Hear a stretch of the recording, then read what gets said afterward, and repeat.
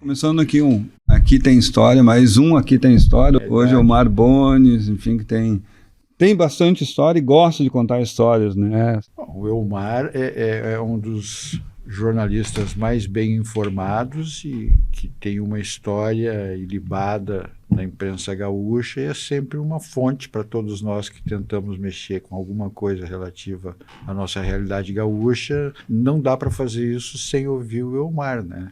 Com certeza vai ficar faltando alguma coisa. Então, eu queria te agradecer por ter vindo aqui e queria começar por uma curiosidade que eu tenho, né? Que é a tua origem. Tu só nasceu em Cacequi, mas tu já começou ali...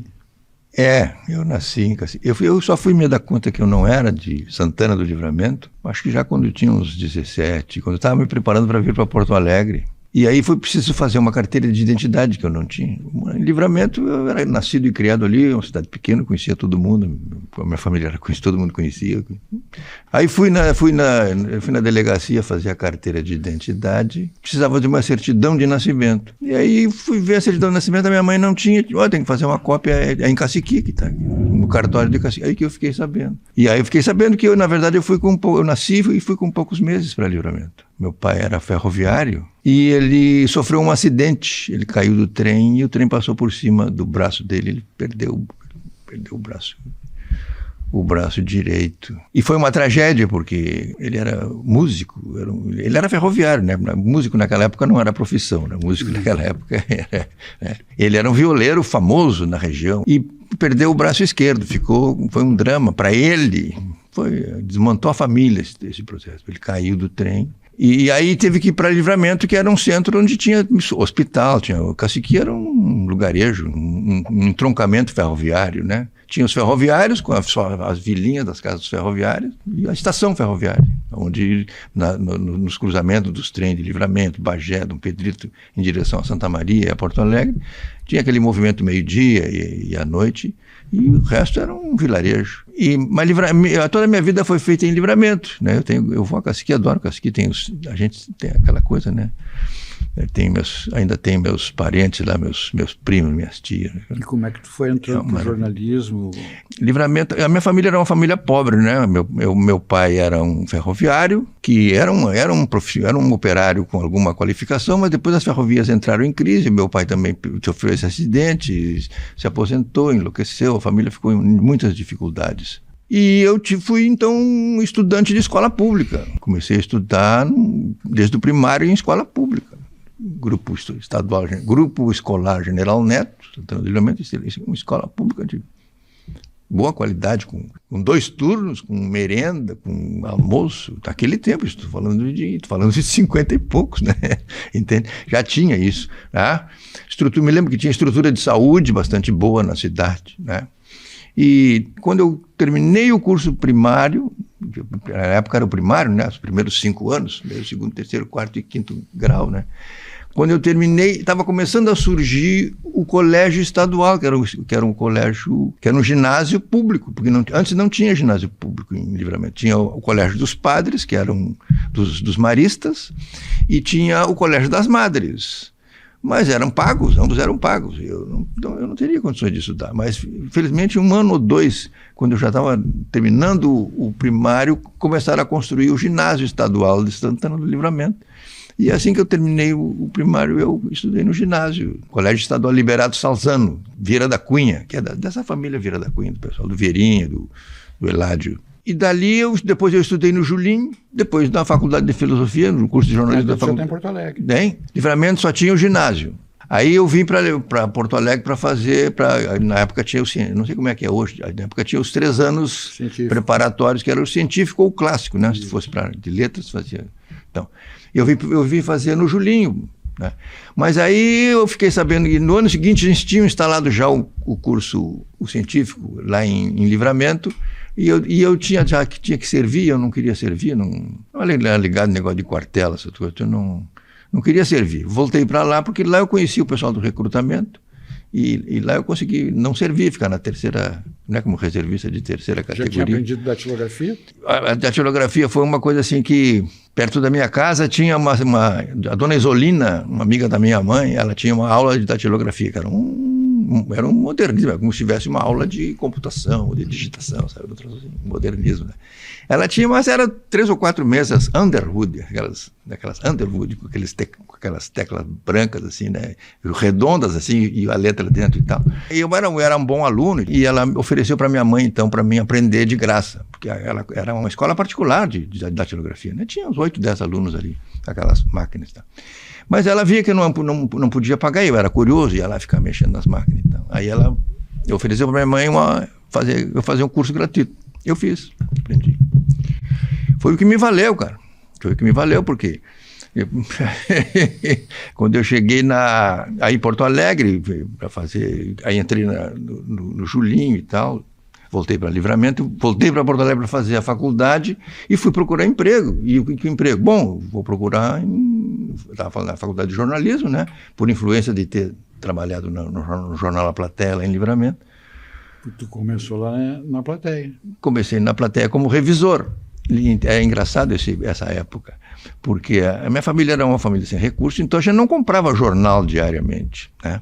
E em Livramento tinha os vendedores de jornal que andavam pela rua gritando, os canejita, que chamavam, canejita, né? De canelinha, né? Os canejita, na linguagem da fronteira, que gritavam as manchetes na rua, o jornal, né?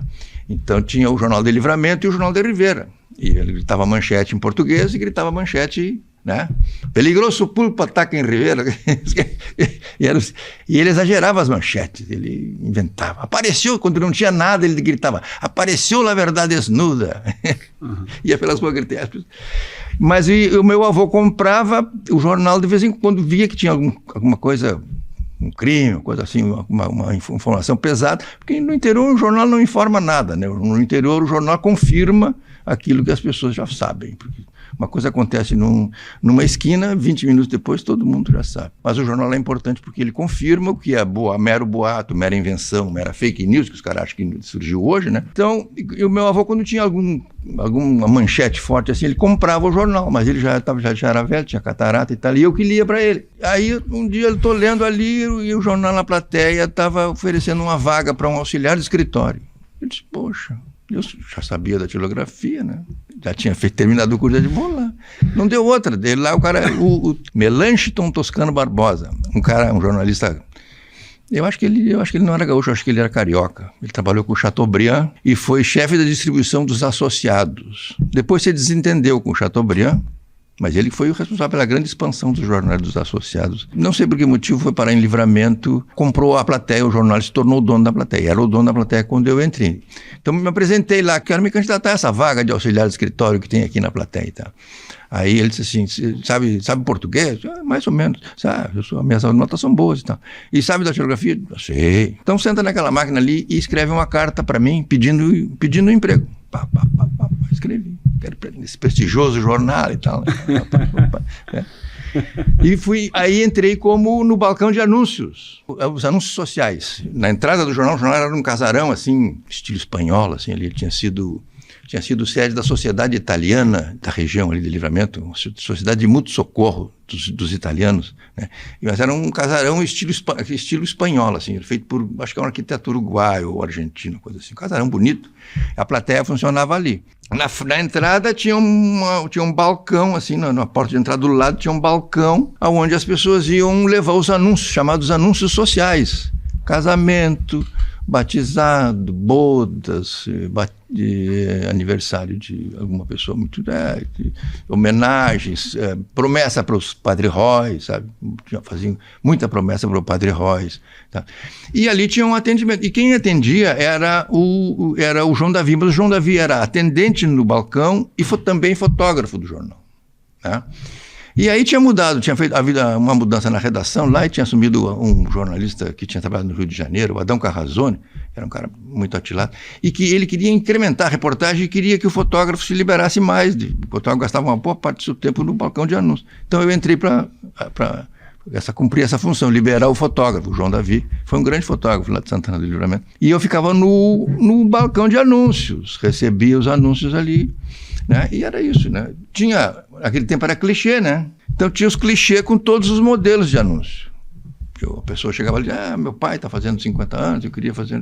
Aí eu, olha, para os 50 anos tem desse aqui, tal. Eu escolhi esse aqui. Mas era muito repetitivo e eu comecei a querer mudar um pouco. Eu disse, vamos mexer aqui, vou botar aqui. Tá? Começava a mudar os anúncios. Fazia um anúncio, mudava um pouco o texto, incrementava um pouco o texto.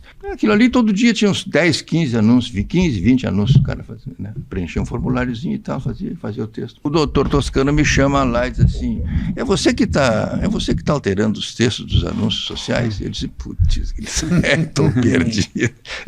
Fiz bobagem, né? Eu disse, só eu mesmo. Tá bom em português. Minhas notas são boas. Então, vai ter uma vaga de revisor aqui e eu estou pensando em te promover, ganhar mais, só que tem o seguinte, trabalho à noite, começa às 8 da noite, vai até fechar o jornal. Eu disse, não, para mim não tem problema. Aí entrei para a revisão, que aí foi onde realmente o cara aprende em jornal, na revisão, porque a revisão ficava dentro da oficina, o jornal era todo a chumbo, né? Todo uma oficina gráfica gigantesca, né?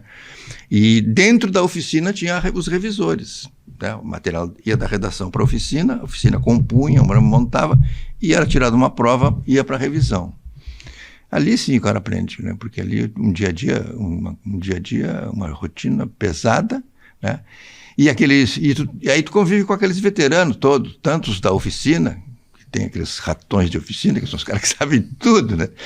Como os da redação e os caras da própria revisão. E como saía, o jornal rodava tipo 2 da manhã, mais ou menos, ele rodava para começar a circular, às 5 da manhã já estava sendo distribuído. Então eu tinha que ficar lá até o fechamento. Saía do jornal com a turma. E tinha para os últimos bares ainda abertos na cidade, né? Então, aí entrei para uma vida noturna, descobri isso. E me encantei por essa vida de jornalista, aquela coisa toda e tal, né? Que ano, Mário? Olha, eu tinha 17 anos eu tinha, né? Quando eu entrei, eu estava nessa função entrei de revisor. Quando eu fui vir, a minha ideia não era jornalismo, mas eu vivia esse ambiente aí, me encantei com aquilo. E aí quando eu vim para Porto Alegre fazer o vestibular, vinha junto o Kenny Braga e o Danilo Ucha, que eram meus colegas de turma lá em Livramento. E eles vinham fazer jornalismo. E eu vinha para fazer arquitetura. Me inscrevi no vestibular de arquitetura. Me inscrevi e até compareci à primeira prova. Naquela época tu podia te inscrever em duas ou mais disciplinas.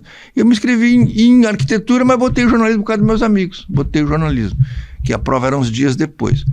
Só que eu fui na arquitetura, quando eu fui na primeira prova de arquitetura, que era uma prova de desenho geométrico, que eu olhei a questão que estava que o cara botou no quadro negro lá, a questão para desenvolver a perspectiva do ponto, que era uma equação de desenho geométrico, né? Não tinha levado nada, eu tinha levado uma caneta e um lápis, não tinha levado uma régua.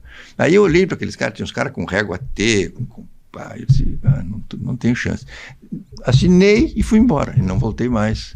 E concentrei meu esforço no jornalismo, e foi bom, passei, porque eu me lembro, tinha 125 candidatos. O curso de jornalismo em Porto Alegre era novo. Era dentro da Faculdade de Filosofia. Né? Era um curso dentro dos cursos da Faculdade de Filosofia. Era muito bom porque tu tinha uma convivência com uma variedade de colegas que estavam estudando outras coisas. Aquilo era uma beleza. Para mim era um encanto aquilo. O curso era recente, eu acho que ele não tinha 10 anos, o curso de jornalismo. E os professores das disciplinas mais diretamente ligadas à profissão eram velhos jornalistas. Que alguns tinham bom conhecimento, eram bons profissionais, mas eles não tinham, do ponto de vista didático, do ponto de vista de método, era muito fraco, né, o curso. Mas, em compensação, tu tinha cadeiras com professores dos outros cursos da filosofia. Tu tinha ciência política com o Leônidas Schalza, entende? Aí tu tinha português com o professor Rosinha, tá? Tu tinha Albino de Benveiga, tu tinha uma qualificação. E a convivência naquele ambiente da filosofia, as discussões eram uma época de muita agitação, muita discussão, muita reunião, muita vigília. Era um encantamento aquilo ali. Aí veio o golpe, né? No ano que eu entrei, houve o golpe, houve a tomada do poder, mas o golpe foi chegando aos poucos. né? Eu comecei o curso em 65, o golpe foi em 64. Mas foi em 65, 66 que o golpe chegou. Começaram as cassações, os IPMs, né? Os professores um entregando os outros, foi um período terrível na faculdade, né? Uns entregando os outros para pegar os cargos, né? Houve baixarias terríveis, né? A agitação dentro da faculdade, que era um dos principais focos de resistência, né? Aliás, eu acho que depois foi uma das razões pelas quais tiraram o jornalismo de dentro da filosofia. A filosofia foi muito importante na cena cultural de Porto Alegre daquela época. Nossa, ali estavam os intelectuais da cidade. O trabalho de jornal aqui aí rolou como? Um dos meus colegas era o Laerte Martins, que foi um grande publicitário aqui do estado, né? Foi dono de agência, Martins e Andrade, né? Uma grande agência que foi. Laerte Martins era meu colega. E o Laerte Martins, ele era um cara muito ativo, muito operoso, assim, muito. E ele era o presidente do clube de jornalismo, diretório era diretório da filosofia, né? E os outros cursos tinham clubes, então tinha o clube de jornalismo. E ele era o presidente, e ele era meio parente do Alberto André, que era presidente da ARI, e convenceu o Alberto André a negociar com os jornais de Porto Alegre um estágio para os estudantes de jornalismo que estavam no último ano. E o Alberto André, que era um cara muito importante, assim, muito atilado, topou a ideia. A maioria dos jornais não aceitou, o Correio do Povo não aceitou, o Diário de Notícias não aceitou, mas na Folha da Tarde aceitaram que tivesse estágio. Não sei se o Jornal do Comércio aceitou. Naquela época, no Rio Grande do Sul, todos os grandes jornais brasileiros tinham sucursais muito estruturadas. E as revistas também. As revistas também.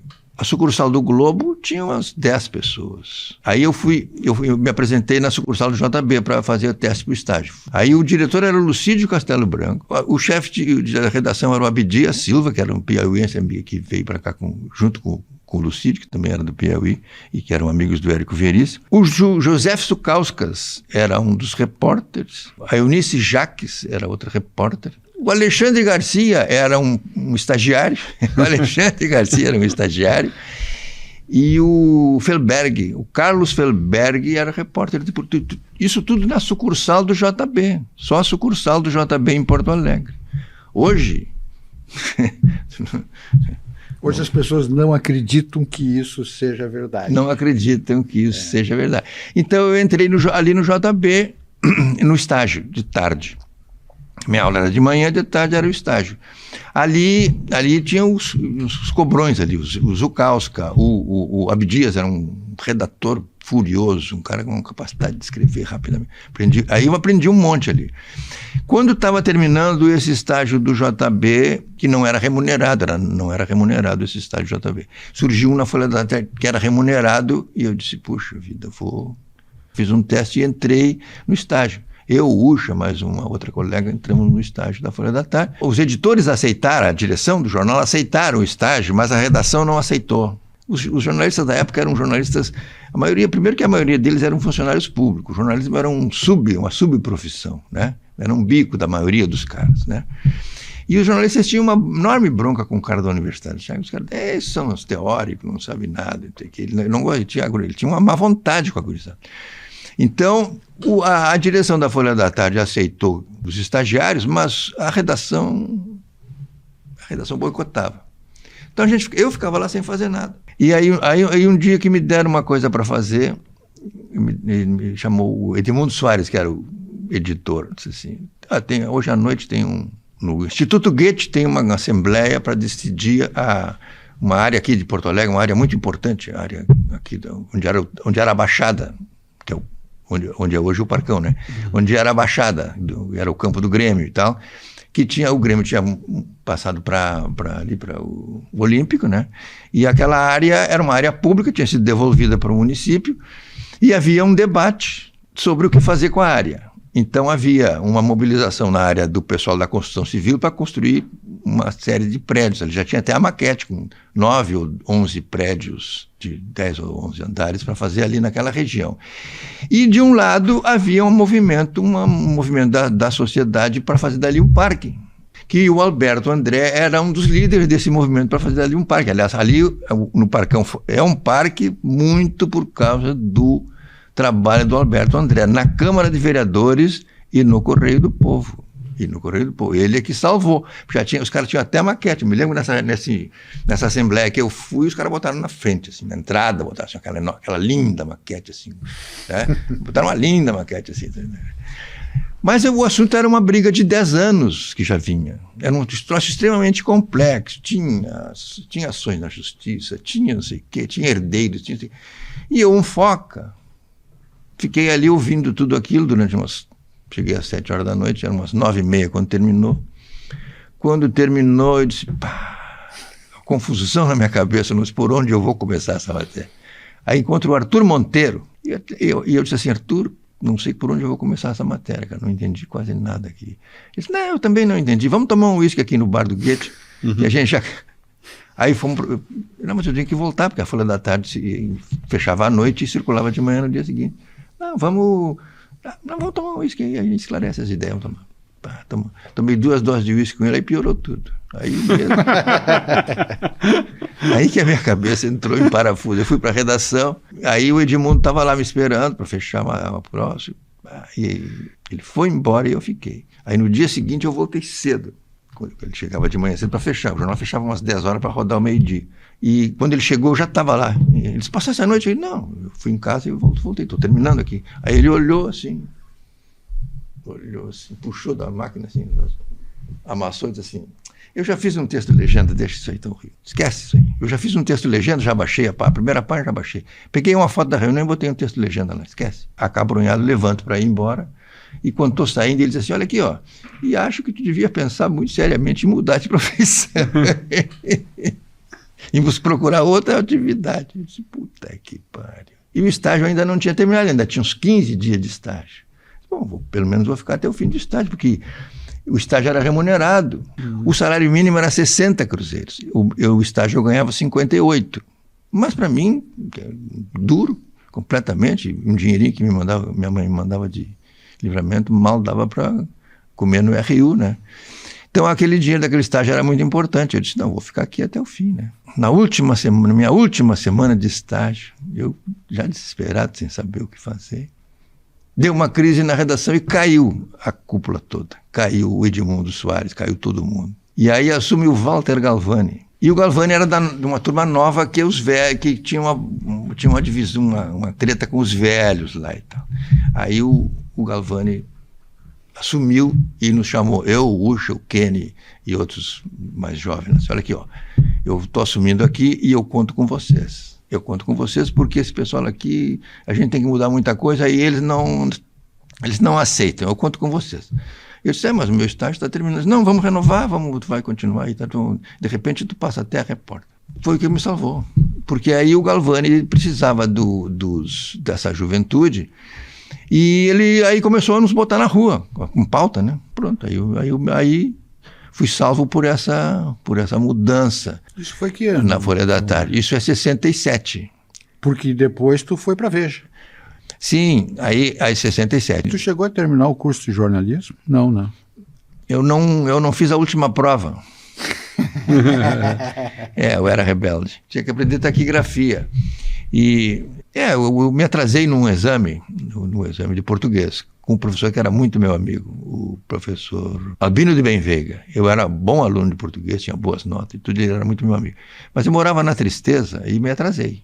Cheguei uns 20 minutos, a prova já em andamento, e ele disse assim, olha, não vais fazer a prova, não vais fazer a prova, atrasado não vai fazer, tu vais ter que esperar. Não sei o quê. Aí eu disse assim, sabe uma coisa, professor, não vou fazer mais porra nenhuma desse curso aqui. Faltava português e taquigrafia. Professor, tudo bem, não vou fazer mais porra nesse curso, não serve para nada, já estou trabalhando, eu já estava trabalhando na Folha da Tarde, né? Eu trabalhava na Folha da Tarde, ainda fazia um bico no JB e fazia um boletim do IAB. Que um amigo meu, arquiteto, disse, estão precisando de um boletim lá. Eu comecei a fazer esse boletim e disse, estou cagando para esse curso. Não fui. Depois me arrependi muito, porque perdi várias oportunidades por não ter o diploma. Perdi de ir para o exterior fazer uma série de coisas, de curso e tudo, porque faltava o diploma. Mas na época eu estava de saco cheio com o curso era muito fraco e eu estava trabalhando, já me achava tal. Tive esse rompante e não concluí o curso. Depois, aí surgiu o negócio da Veja. Estou ali na Folha da Tarde, aí eu estava bem na Folha da Tarde, me firmei na Folha da Tarde, né, com essa turma do Galvani e tal, aí fui contratado. Meu salário mudou um pouquinho, acho que passou de 58, acho que passou para uns 65. Era uma merreca.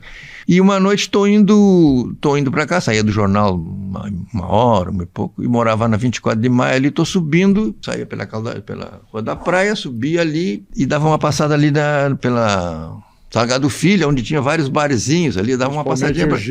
O Gilbert's. E tinha o Corujão na esquina, e tinha outro, tinha o Bonami, tinha vários barzinhos. Atravessar Salgado Filho de noite. Então eu ia ali, passava pela Salgado Filho para ver se encontrava alguém. Passo no Corujão, o Corujão na esquina, bem na esquina da João Pessoa, ali tinha uma vidraça assim, né? Uma vidraça assim para a rua, né? Passo, olho e está o Gilberto Pauletti. De Cruz Alta, tomando um chopp sozinho, à 1 da manhã. O Pauletti era bancário, ele era meu colega da faculdade, ele era bancário, todo certinho, não bebia, não sei, entrei no Corujão. O que está fazendo aí, Pauletti? Não é disso. Senta aí, eu vou pagar um chopp para ti. Estou comemorando, vou para São Paulo. A editora abriu um curso lá para formar jornalistas para uma revista que eles vão lançar, e eu entrei. Eu disse, como é que tu entrou? Entrei, saiu na revista Realidade um formulário e eu preenchi e fui selecionado. Eu, o Hélio Gama e outros caras. Eu disse, mas como é que eu entro nessa? Não tem, entra nessa, já terminou, o cara veio aí, fez a seleção, o cara tá indo embora amanhã de manhã, ele tá indo embora. Salomão Amorim, era um grande jornalista, um mineiro. Sim. Salomão Amorim. Ele tá, onde é que ele tá? Tá no Plaza. Mas ele vai amanhã de manhã, houve uma reunião com ele hoje, ele vai amanhã, vai embora. Tá bem. Tá. Aí tomei um chopp com o Pauletti e fui para casa. Cheguei em casa, liguei para o Plaza. Noite mesmo. 1 da manhã, 1h80 da manhã. Salomão Amorim. Aí o cara atendeu. Ele disse, não, me desculpa, meu amigo, não dá, já selecionei. É demais até. A minha missão aqui era levar 5 ou 6 pessoas, estou levando 10. Encontrei uma qualidade de gente aqui muito boa, estou indicando 10 para o curso. Não, mas eu preciso, porque eu estou aqui, eu preciso aprender esse negócio de São Paulo para mim, eu preciso, não dá. Mas eu queria pelo menos te mostrar o meu trabalho. Tá? Aí, ante a minha insistência, ele disse, tá bem, então é o seguinte, eu vou embarcar amanhã, às 9 horas da manhã eu vou embarcar. Às 7 horas eu estou tomando café, meia hora depois eu saio para ir para o aeroporto. Se tu aparecer nesse horário com o teu trabalho, traz que ele leva que eu olho numa boa, não tem problema nenhum. Aí não deu outro, voltei na redação de madrugada, juntei o material que eu tinha, recortei os jornais, fiz uma pasta. No dia seguinte, às 6 e pouco, eu já estava na porta lá. Quando abriu o café, eu já entrei e fiquei esperando. Aí ele, 7 horas, ele desceu. Mostrei a pauta para ver. É bom os teus, com as matérias que eu tinha feito. É bom os teus trabalhos, são bons, sim, é bom, mas não vou poder fazer muito. Só se alguém desistir, que já vai 10 daqui. Nesse momento, aí tá, tomando café, eu já muito desacorçado. De repente, entra o Jaime Kopstein, que era meu colega do Correio do Povo, mais velho, né? Aí entra o Jaime e diz assim, olha aqui, Amorim, é o seguinte, eu vim te informar que eu não vou para São Paulo. Eu conversei com a minha mulher essa noite, um papo muito grande lá, e eu tenho me ofereceram uma promoção no Correio do Povo e tal, querem me botar inclusive um programa na Rádio Guaíba e tal, e eu vou ficar por aqui, não vou para São Paulo. Aí ele olhou para mim e disse, pô, tu tem sorte. Tu tem sorte. Aí eu entrei na vaga do Jaime Kopstein. Caio Fernando de Abreu estava nessa. Caio Fernando de Abreu. Olha. Caio Fernando de Abreu, o Hélio Gama, o Gilberto Pauletti, o Hélio Gama, o Caio Fernando de Abreu, o Laerte Pedrosa, que era um cara de Pelotas, acho que era o único cara que era do interior. O José Antônio Dias Lopes, que era um cara de Dom Pedrito, que estava estudando aqui em Porto Alegre no Direito, entrou. O Severo. O José Antônio Severo, o Enio Skeff. Foram 10. Não sei se tem 10 aí. A gente era muito crítico do jornalismo aqui já, né? aquela coisa de faculdade e tal, né? Era muito crítico do jornalismo praticado aqui. E era realmente um jornalismo muito chapa branca. A maioria dos jornalistas eram funcionários públicos. Cumpriam expediente na repartição. E de noite trabalhavam no jornal, no fim da tarde trabalhavam no jornal. Muitos vinham com o release que faziam na repartição, o release para o jornal traziam no bolso. Então era um jornalismo muito amadorístico. A gente pressentia isso pela faculdade, pelas discussões, pelas leituras que fazia e tal, mas ficava meio assim, né? Não tinha muita autoridade para... mas tinha uma posição bastante crítica ao que se fazia. Aí tem essa outra parte, né? O jornalismo brasileiro aderiu ao golpe militar, né? Ele participou da conspiração, ajudou na derrubada do governo e ajudou na consolidação do regime. Os grandes jornais brasileiros foram irretocáveis nisso. Muito parecido com o que a gente está vivendo hoje. Muito parecido com o que a gente está vivendo hoje. Né? Então a gente é muito crítico. E como é que foi lá em São Paulo? Esse curso que abriu, o Vitor Tivita, eu considero o Vitor Tivita um cara fora. O Vitor Tivita, ele montou Ele acreditou no processo de abertura. Era o Mino Carta que estava na edição. Ele chamou o Mina, ele chamou o Mino. O Vitor Tivita montou, ele queria fazer a Time brasileira. Começou a surgir a história de que os militares iam promover uma abertura. Né? Porque desde o início eles deram o golpe com o discurso de que era uma intervenção preventiva. Assim que tirasse os subversivos e os corruptos, eles devolveriam o poder aos civis, a política voltaria ao seu curso normal. Né? E durante 3 ou 4 momentos eles acenaram com essa possibilidade e depois revertia, né? 68 foi um desses momentos. E o Vitor Tivita acreditou nisso e achou que se viesse uma abertura política, com aquela imprensa toda comprometida, ia ter um espaço muito grande para uma revista de jornalismo mesmo, né? Jornalismo mesmo. E como ele era um italiano com cidadania americana e tinha experiência empresarial nos Estados Unidos, ele bolou esse negócio de fazer uma Time brasileira, né? Que era a revista Veja. E montou um esquema em São Paulo para preparar a equipe, que foi uma coisa espantosa. Primeiro ele fez a seleção no Brasil inteiro, que teve mais de 1.000 inscritos. Desses 1.000 e tantos, foram selecionados 100 e poucos, 120, que foram todos para São Paulo. E esses 120 tiveram um curso.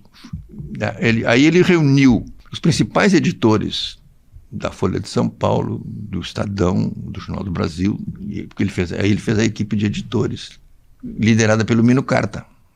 Já estava funcionando o Jornal da Tarde em São Paulo? O Jornal da Tarde tinha sido recém-lançado, o Jornal da Tarde de 67. Isso. O Mino tinha sido do Jornal da Tarde e transferiu para o Murilo Felisberto, que assumiu, né? E o Mino veio para coordenar essa equipe da Veja. Então eles pegaram os melhores caras do país e para formar essa redação da Veja. E juntaram esses focas do Brasil inteiro, numa ideia que era bastante brilhante, né? de ter gente de todos os estados, formar jornalistas de todos os estados para fazer uma revista brasileira. Uma ideia muito boa. De manhã, o curso da Abril eram 120 dias ou 90 dias, eu não me lembro direito.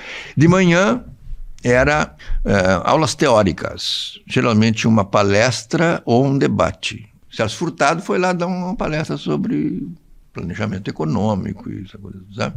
Então, e de tarde, redação. De tarde era prática, né? Ia para a rua fazer matéria e tudo, né? E um regime de intensa atividade.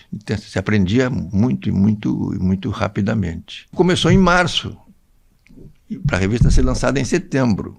Entende? Então, ficamos fazendo o número 0 de março até perto de setembro, os números 0 da revista.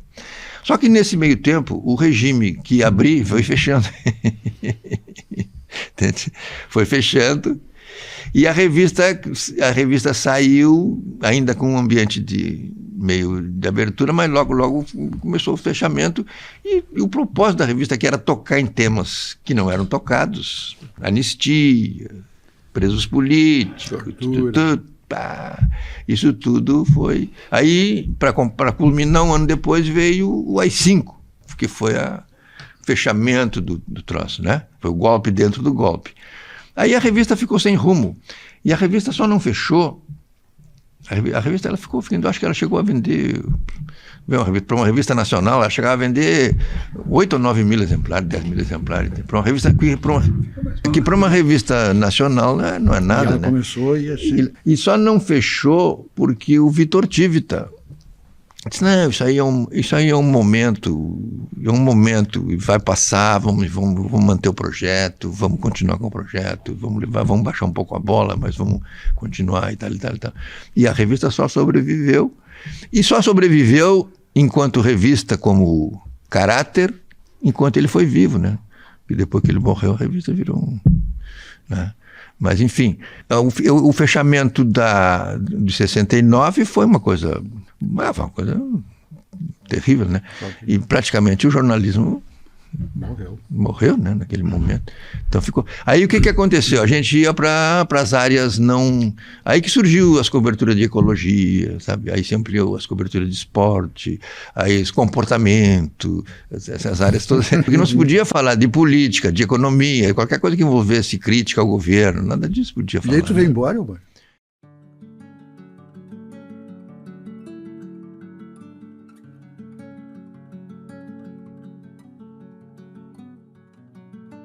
Foi passado um período muito difícil, uns 2 anos, assim, foram terríveis.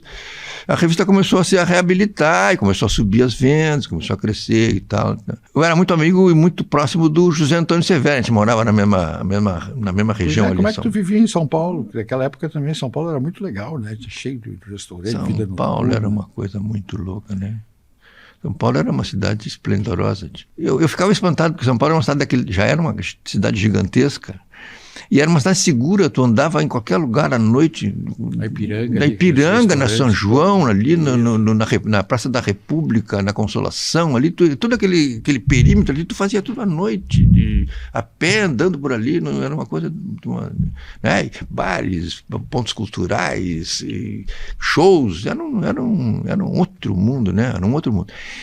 E sem falar na questão da distância, que eu me dei conta, todos nós nos demos conta, a distância entre o jornalismo que se praticava aqui e o jornalismo que se praticava lá. Entende? Uma distância bastante grande. Mas ali em 70... Aí, então eu estou lá na Veja, mas a Veja ainda está naquele impasse, melhorando, mas muito lentamente, tá? Aquele impasse, aquela coisa meio... E havia necessidade de certos controles, né? Tanto que aí entrou o Roberto Buzo, entrou como subdiretor, que diziam que era para controlar um pouco os ímpetos esquerdistas da equipe do Mino e tal. Quer dizer que o Buzo vem desde essa época, né? Ele entrou, então o ambiente não era muito bom, e o Severo era muito amigo do Francisco Antônio Caldas, o Tonho Caldas, o filho do Breno Caldas, que era o herdeiro do Império, na época o Império da Caldas Júnior. E o Severo convenceu o Tonho Caldas a mexer no jornalismo da empresa, que a empresa estava com um jornalismo defasado, superado, né? Um jornalismo oficioso e tal.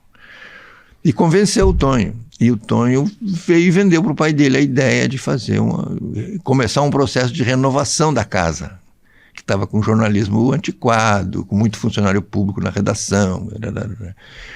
Então nós fizemos o projeto da Folha da Manhã. A Folha da Manhã tinha sido lançada em 69, para ser um jornal, porque um dos diagnósticos que fizeram da Caldas Júnior era de que os jornais da Caldas Júnior não alcançavam mais as novas gerações. O Correio do Povo era um jornal dos velhos, a Folha da Tarde era um jornal de Porto Alegre, da classe média de Porto Alegre, mas tinha toda uma juventude que estava surgindo das faculdades, né? E que não tinham uma publicação, né? Não tinha uma publicação. Nessa época, a Zero Hora de 70 e poucos, né? 70. Zero Hora era um jornal insignificante. Não, pesava, era a Caldas Júnior, tinha 3 jornais, Folha da Tarde, Correio do Povo, Rádio Guaíba, de altíssimo sucesso. E em 69, com esse diagnóstico de que a empresa não estava conquistando, os veículos da empresa não estavam conquistando as novas gerações, criou-se a Folha da Manhã. Mas o projeto da Folha da Manhã foi feito um pouco subestimando as novas gerações, sabe? Meio subestimando, fazendo um jornal meio superficial, assim, meio ligeirinho, de notícias esquentadas, sabe? Coisas assim, que minimamente não funcionou. Então o jornal foi lançado em 69, em 72, início de 72, quando a gente começou a discutir, ele ia fechar. Vendia 4, 5 mil, 6 mil exemplares, porque para um jornal da Caldas Júnior, com a estrutura de distribuição que tinha a Caldas Júnior, era uma vergonha, né? Era uma coisa vexatória. Ia fechar. Então o Severo convenceu o Tonho que, em vez de fechar o jornal, ele podia usar o jornal Folha da Manhã, como tinha pouca tiragem, usar como um laboratório para renovar o jornalismo da casa. E aí que nós começamos. Aí que entrou o Jefferson Barros. O Jefferson já estava lá, mas o Jefferson estava ensanduichado lá naquele... Zé Onofre. Caco Barcelos, o Licínio. O Caco, os guri tudo pro jornal. O Licínio, né? E a Folha da Manhã foi um sucesso, né? Então, aí funciona E esse pessoal que tinha ido para São Paulo também se ligou muito à Folha da Manhã, né? Tanto que o Pauletti escrevia na Folha da Manhã, o Hélio Gama escrevia na Folha da Manhã, o Skosteg escrevia. Então era um oásis assim, no jornalismo, um jornalismo chapa branca e governista, assim, e oficialista. A Folha da Manhã era um oásis. Que foi bem enquanto não teve influência. Entende? Enquanto vendia 5, 6, 7, 8, 9, 10 mil, ninguém deu bola. Mas quando ela passou a vender 35 mil e esgotava nas bancas, aí começou a expressão aqui. Não pode isso, não pode aquilo. E aí foi. O projeto bateu no muro, né? Houve a eleição, em 74, houve a eleição do Geisel, que houve um grande ânimo, assim, que o processo de abertura lenta e gradual ia realmente se consolidar. Mas logo houve aquela conspiração para derrubar o Geisel, que ele teve que demitir o Silvio Frota e tal, houve uma crise que meio que bagunçou o negócio. E o pessimismo voltou, né? E a pressão sobre a imprensa também voltou a ser forte, né? E a Calda Júnior, ela tinha sido desde o primeiro... Agora que está se fazendo essa revisão, né, dessa relação da imprensa com a ditadura. Agora saiu esse livro sobre a Folha, né, com a Folha de São Paulo, como é que a Folha de São Paulo usava suas viaturas lá para... Né, seus repórteres davam dicas para os policiais e tal, né? Mas essa relação da imprensa brasileira com a ditadura era uma coisa muito séria, que ela tem reflexos até hoje. Na verdade, nós temos a mesma imprensa da ditadura, nós temos. É a mesma.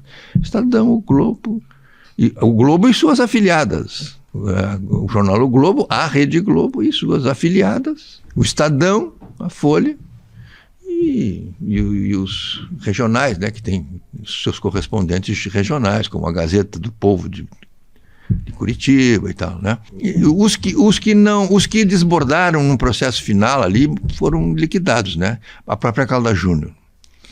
A falência da Calda Júnior se deu por esses atos de rebeldia que o Breno Caldas cometeu, porque a certa altura do campeonato, ele apoiou o golpe desde o início, os jornais dele apoiaram decisivamente, né?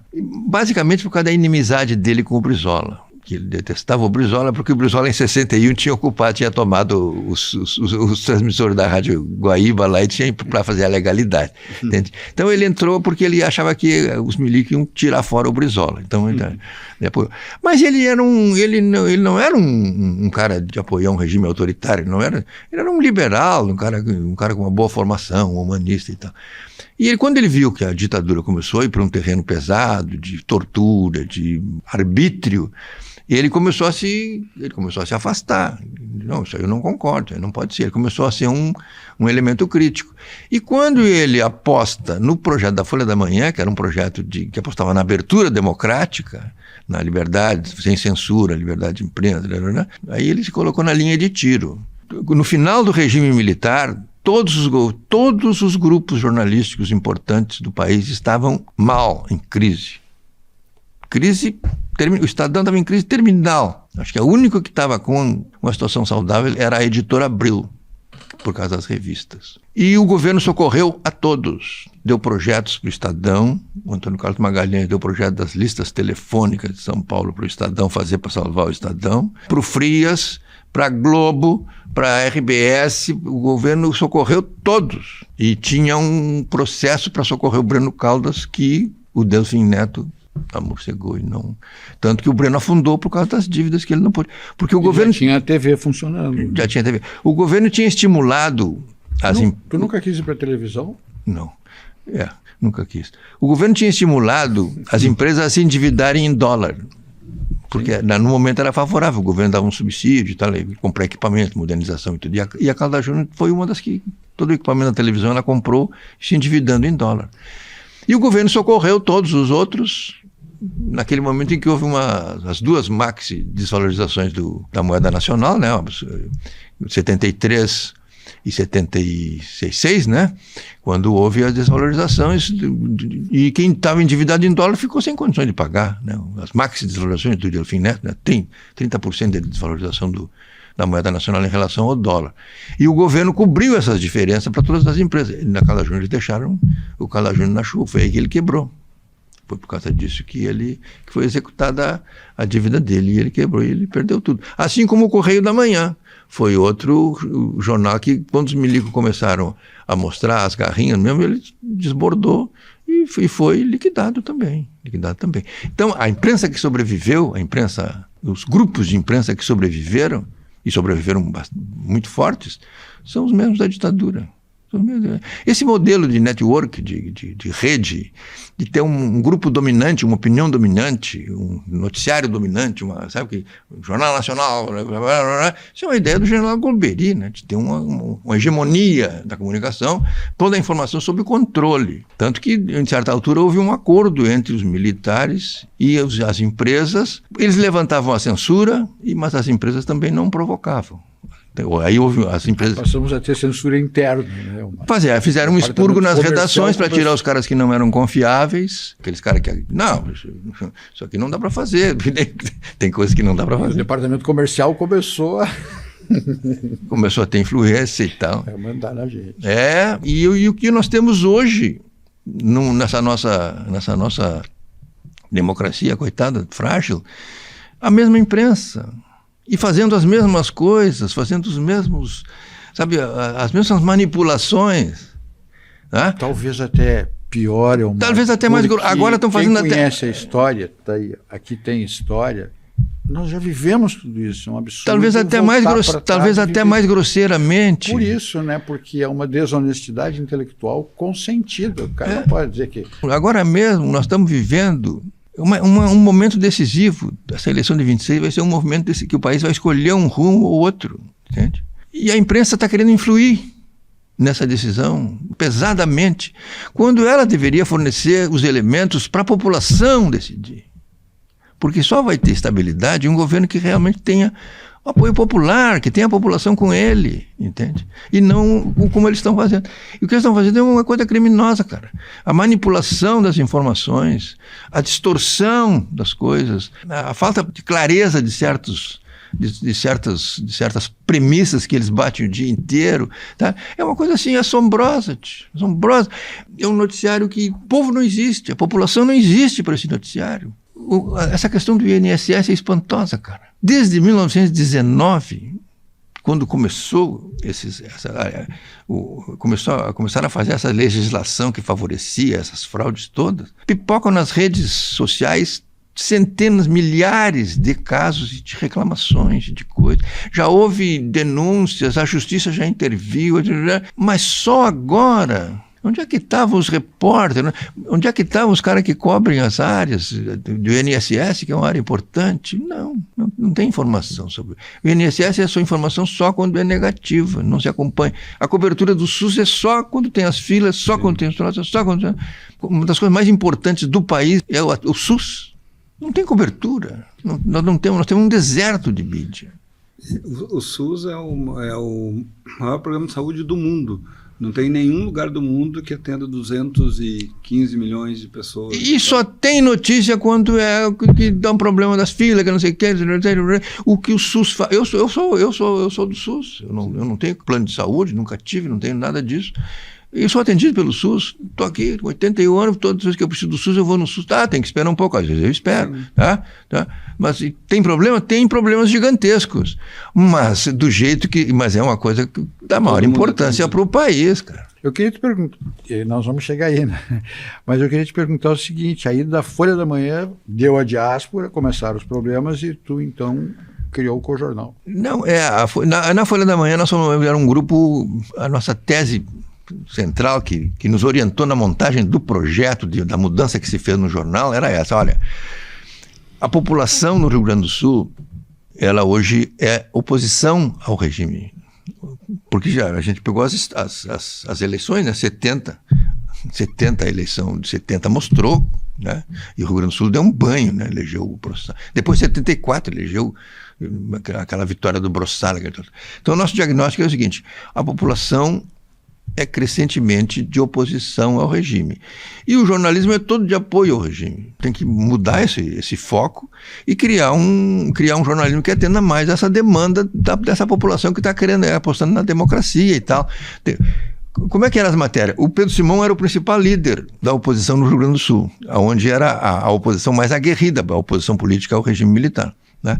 O Pedro Simão era o líder. O Pedro Simão ia lá, fazia uma denúncia na tribuna, na Assembleia, fazia uma denúncia, veemente denúncia, apresentando fatos, apresentando documentos e tudo. Aí o líder do governo ia lá, fazia um discurso rebatendo o Simão, dizendo que não era bem assim, que não sei o que, não sei o que. No dia seguinte, as manchetes eram o discurso do cara que respondeu e o Simão registrinho assim, 5 linhas no pé. Aí eu dizia assim, tem que inverter isso aqui, nós temos que reconhecer o líder da oposição, dar espaço para o líder da oposição, porque o público está querendo ouvir esse cara. E isso deu certo, essa tese deu certo, porque o jornal fez assim, ó, quando começou a publicar e a dar matérias e a dar cobertura da Assembleia, e dar cobertura dos atos da oposição, dos movimentos da oposição, do surgimento do movimento sindical, o jornal cresceu, na venda avulsa, na banca, entende? Então isso, o grupo se empoderou, se entusiasmou muito. Então a gente tinha um entusiasmo muito grande com aquele trabalho, era uma coisa que motivava muito. Quando começou a ver a água fria, né? Começou com o Jefferson Barros, uma encrenca com o Jefferson Barros, né? O Jefferson Barros era um cara super preparado, ele escrevia no Correio do Povo, mas ele escrevia sobre cinema no Correio do Povo, né? E aí na Folha da Manhã ele entrou como editor da Internacional. E depois passou a editar uma coluna de notícias exclusivas, de informações exclusivas, uma coluna pequena de notícias exclusivas, assim. E o Zé Onoff passou a ser o editor da Internacional e o Jefferson era uma espécie de subeditor e fazia essa coluna. Aí a Varig comprou 2 moderníssimos aviões, a jato e tal, para fazer algumas linhas aí e tal. E anunciou nos jornais inteiros, botava páginas inteiras nos jornais e tal. Só que logo nos primeiros voos, ao sair do Recife, um desses aviões, entrou um urubu na turbina do avião e o avião teve uma pane e houve um processo perigoso, daí o avião teve que retornar e tal. Então, a Varig estava vendendo aquilo como uma coisa mais segura do mundo, e aquela coisa do urubu, né? Pegou mal. Aquela coisa do urubu pegou mal. Aí o Jefferson bota uma notinha. Aí o Jefferson, lendo no New York Times, descobriu que esse avião já nos Estados Unidos tinha tido um problema com uma coisa que entrou na turbina dele. Ele tinha uma fragilidade que dava um problema na turbina. Aí o Jefferson publicou uma notinha dizendo, olha, esse avião que deu esse problema lá em Recife, na verdade nos Estados Unidos ele já tem um contencioso lá. Aí a Varig, que era a principal anunciante de quase todos os jornais brasileiros, e os jornalistas, na verdade, no meu tempo já não tinham mais, mas durante um tempo tinham um passaporte para viajar de avião, né? Viajava de avião, de graça, né? Era jornalista, tinha o privilégio de viajar de avião. A Varig coincidia. Aí a Varig foi lá para Caldas Júnior, né? Tá louca. E aí exigiram a demissão de quem fez a nota, que era o Jefferson. Mas a nota tá certa, ele copiou do New York Times, que é o jornal mais conservador do mundo, qual é o problema? Isso aí não. É um problema sério para a casa que foi criado, e queriam demitir o Jefferson. Aí eu que era o chefe de redação, e já estava um pouco cansado com aquilo tudo, que já a pressão vinha subindo, né? Não, então faz o seguinte, eu saio. Eu saio, entra uma outra pessoa, porque eu sou o responsável. Eu li a coluna dele e aprovei. Agora, eu não posso mandar demitir o Jefferson, fui eu que aprovei a coluna, não dá. Então eu saio. Fica o Jefferson, eu saio. Foi. Mas aquilo era só na verdade, o jogo já estava armado. Aí eu saí, fui fazer freelance da Gazeta Mercantil. A Gazeta Mercantil estava começando, uma renovação grande que eles estavam fazendo. Era o Severo? Não, o Severo não estava lá ainda. Severo tinha voltado para Abril, mas tinha uns amigos meus que tinham trabalhado em São Paulo, que estavam na Gazeta Mercantil. Paulette já estava lá. A Gazeta não tinha nada no Rio Grande do Sul. Aí eu vendi para eles a ideia de fazer uma cobertura econômica, o Rio Grande do Sul estava crescendo e tal. E fiquei como freelance. Mas o grupo da Folha da Manhã, a gente continua se reunindo. E à medida que a pressão continua lá dentro da empresa, a pressão continua. Teve um outro episódio quando deram a matéria do Pedro Selling também, e aí pediram a cabeça do Licínio. Sim. E houve E do Caco, houve um incidente com o Caco. E aí a redação toda teve que se mexer. Saíram 20 pessoas.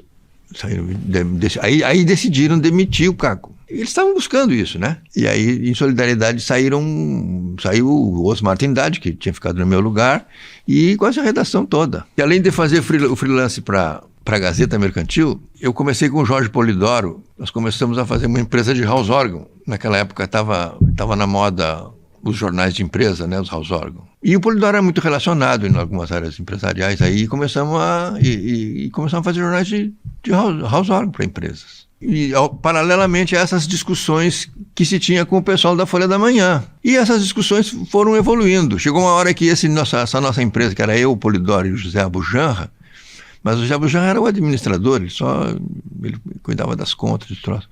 E quem fazia os produtos era eu e o Polidoro. Mas essa já estava ficando meio sem sentido, essa empresa e tal, o Abujanra estava querendo sair e tal. Então nós decidimos pegar esses 2 ou 3 jornais que a gente fazia o Jornal do Inter, começamos a fazer um Jornal do Inter, o Inter estava na grande fase, o pai do Polidoro era da diretoria do Inter, lá a gente conseguiu autorização do Inter para fazer o jornal era nosso, mas tinha autorização para usar, Jornal do Inter, né? Foi um sucesso, porque o Inter na época estava a caminho do Octa, eu acho, chegou, né? Não, e foi 3 vezes campeão brasileiro. Campeão brasileiro e tal. Então, a gente fazia o Jornal do Inter, fizemos o Jornal do Inter vários anos. Fazia um jornal da Sur Elevadores, que era na época uma grande empresa aqui do estado, e fazia um boletim para a seguradora do Banrisul. E começamos a fazer algumas coisas para cooperativas. Aí que começou a surgir a aproximação com as cooperativas. E aí que surgiu a ideia de se fazer uma cooperativa para fazer, porque já vínhamos discutindo a ideia de como é que nós íamos dar continuidade àquele jornal que a gente vinha fazendo e que estava morrendo lá na Calda Júnior. E aí evoluiu para essa ideia da cooperativa. Quando esse nosso grupo, meu e do Polidoro e do Abujanra, meio que se entrou em crise, nós passamos os projetos para esse grupo que estava discutindo a cooperativa e foi isso que foi a base. Aí com esses projetos a cooperativa se alicerçou, se estruturou, fez assembleia, começou, né, surgiu o grupo organizado, alugou uma sede e tudo, né?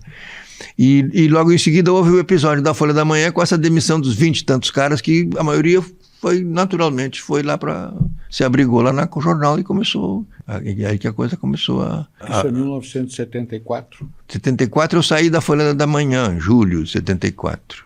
E a Cojornal foi fundada, acho que no ano seguinte, 75. Né? Mas o Cojornal só foi surgir em 77, eu acho. O jornal, né? Que nós começamos com um boletim, porque ninguém sabia direito o que era o cooperativismo, né? A gente não tinha... O cooperativismo já era uma coisa forte no Rio Grande do Sul, mas ele sempre foi uma coisa meio à parte, assim. Sempre o cooperativismo é um troço meio, né, fechado. E a gente não sabia nada do cooperativismo. Não conhecia nada. Era fechado o cooperativismo porque é uma coisa comunista, né? Imagina todo mundo igual. Por que acabou com o jornal? O jornal acabou pela repressão, né? O Ucha escreveu um livro, Danilo Ucha. Eu discuti muito com ele. O Ucha é muito meu amigo desde... Ele, a tese dele era de que a Cojornal acabou por causa das divergências internas, que as pressões externas apenas agravaram o que já... É por isso que eu estou te perguntando. Depois ele reviu isso. Depois ele reviu essa... que era uma coisa um pouco superficial. Né? Ele era da Cojornal, era do Conselho Fiscal, mas ele não vivia lá dentro. Ele trabalhava em outros lugares, ele ia lá uma vez a cada 15 dias. Né? O dia a dia ali, ele não conhecia. Né? E o que aconteceu foi realmente... O que aconteceu com a Cojornal foi a repressão. Imagina, cara, tu tem um jornal, um grupo de jornalistas com um projeto e tu anuncia nesse jornal, tu faz projetos com ele, e aí chega um cara do SNI ou da Polícia Federal para dizer que tu não deve anunciar nesse jornal, porque esse é um jornal de comunista, que o governo está de olho no jornal, que não sei o que é um jornal assim, que é um jornal financiado pelos Tupamaro e tal. O que acontece? Tu vai lá e tira esse jornal. Tu vai lá e tira o apoio, tira a tua publicidade, porque tu vai te molhar. E a Polícia Federal visitou todos os nossos anunciantes, e além dos anunciantes, visitou as empresas com as quais a gente tinha projetos, porque a gente... Uma das coisas que a Cojornal desenvolveu, e que era uma inovação nessa coisa do jornalismo, era fazer projetos para terceiros a partir de trabalhos jornalísticos. Entende? Desenvolvia um trabalho jornalístico e depois daquilo resultava um livro, uma revista, uma publicação especial, uma coisa toda. Então criou criou uma fonte de receita extra, né, que foi muito importante. Né? Então, aí o cara visita as empresas com as quais a gente tinha projeto, nós perdemos projetos, em 2 toques perdemos projetos, os parceiros todos, e os anunciantes também. Entende? A Gerdau, por exemplo. A Gerdau anunciava no Cojornal por conta do Jorge Gerdau, que era um cara muito próximo, era amigo do Polidor. Eu tinha trabalhado na Gazeta Mercantil, conversava com ele, era um empresário muito ativo, uma liderança muito importante no Rio Grande do Sul. E quando surgiu o Cojornal, fomos lá falar com ele, ele apoiou, ele foi muito leal, assim, foi muito correto. Assim. Ele tinha um contrato conosco, ele disse, olha, não posso mais aparecer apoiando vocês, não posso mais. Não. Teve um pronunciamento, inclusive, eu acho, de um general do Terceiro Exército. Não, o general reuniu gente lá, reuniu os diretores de jornais, reuniu tudo para dizer que era um grupo de comunistas que estava fazendo esse jornal, que eles iam tomar providências contra nós, entende? Os caras pensam que é brincadeira, né? É brincadeira, general, você dá o trabalho. Reuniu os caras no quartel, chamaram os quartel, chamou o Breno Caldas, chamou o Maurício. Inclusive tem a história que diz que o Maurício reagiu. Não, mas como, eu conheço o pessoal e tal. Não, é uma história que eu não sei, mas você tem essa história. Da minha casa. Né? Mas eu chamou os empresários de comunicação e mais alguns outros empresários para dizer isso. O general chamou. Né? E aí, claro que a divergência existia. Sempre existiu a divergência, porque é o seguinte, tinha um grupo que era muito ligado aos grupos de esquerda, às tendências de esquerda, que estavam se aglutinando no PT. O PT naquela época estava em processo de formação, estamos falando de 77, 78. Né? E esses grupos, eles eram mais com uma influência da visão marxista da coisa, né? do confronto, da luta de classes. E tinha um grupo que era mais da tentativa de conciliação, e negociando e fazendo acordos e avançando com acordos e tal, e tal, e tal. Essa divisão sempre existiu, né? Mas ela era, enquanto eu estava operando bem com os projetos, com receita no jornal, era uma discussão, uma divergência que não aparecia nas eleições, na eleição da diretoria lá aparecia a divergência, mas não era uma coisa que fosse causar um colapso na empresa, não. O que causou o colapso da empresa foi a perda. Claro. Porque aí é o seguinte, o Polidoro, ele era o diretor comercial. E tu era de qual dos 2 grupos? Não, eu sempre fui do grupo do acordo, né? Uhum. Eu sempre achei que tem que avançar, eu sempre achei que a imprensa, na época, né, estava sempre aquém do que poderia. Não ia para o confronto, mas eu ia sempre no limite ali, né? Testar no limite. Tem censura também, mas até onde? Porque a autocensura é a pior coisa, tu não sabe o que não pode. Então tu te encolhe. Esse é o problema da autocensura. E geralmente tu fica aquém do que a censura permite. Entende? A minha tese era o seguinte, não vamos confrontar, não temos como confrontar, mas vamos testar no limite. Testar no limite. O censor chegava com o negócio... mas por que isso aqui? Por que... Não, esse assunto é um assunto... Já saiu em tudo que é jornal, por que nós não vamos dar? Então, brigar pelo troço. Tinha uma ala do pessoal que achava que tinha que fazer o noticiário não provocar, através dos títulos, das matérias e tal. Tanto, por exemplo, eu era muito criticado porque, às vezes, eu usava a palavra revolução para me referir ao golpe militar, usava a palavra revolução. Conforme as matérias, eu usava a palavra revolução porque não queria, e eu era muito criticado por isso, porque não é revolução, é o golpe. Tá bem, mas um dos nossos... era não atrair a censura para o nosso dia a dia. E essas diferenças, a gente era muito amigo, não tinha... Até que teve a prisão do... Não, aí, sim, aí esse processo de atemorização e de pressão, ele veio num crescendo, né? Começou que o SNI divulgou uns documentos, uns documentos dizendo que a gente era financiado pelos Tupamaros. Esse foi o primeiro sinal, assim. Né?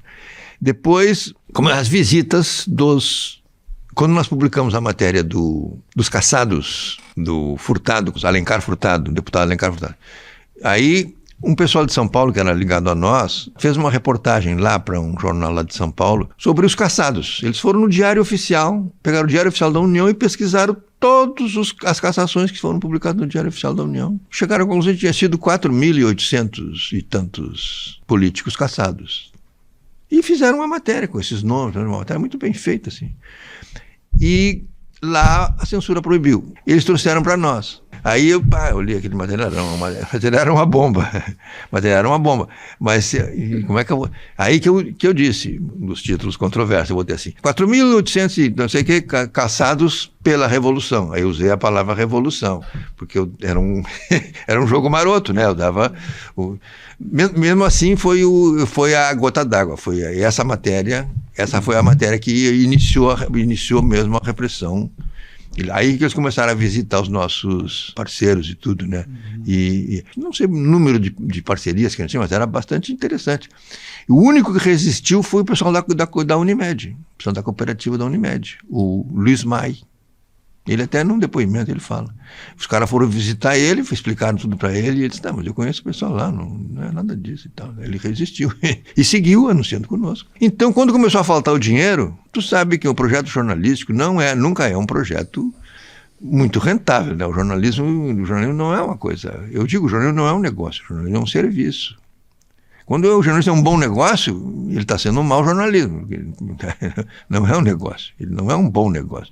Geralmente ele é uma coisa que, do ponto de vista da sustentação financeira, ele é bem problemático, sempre foi. Então já é normalmente difícil. Aí tu perde os anunciantes de uma hora para outra e perde os projetos que tu vinha fazendo de uma hora para outra. Então tu tinha 40, 50 pessoas trabalhando, de repente tu começa a ter que dispensar os caras.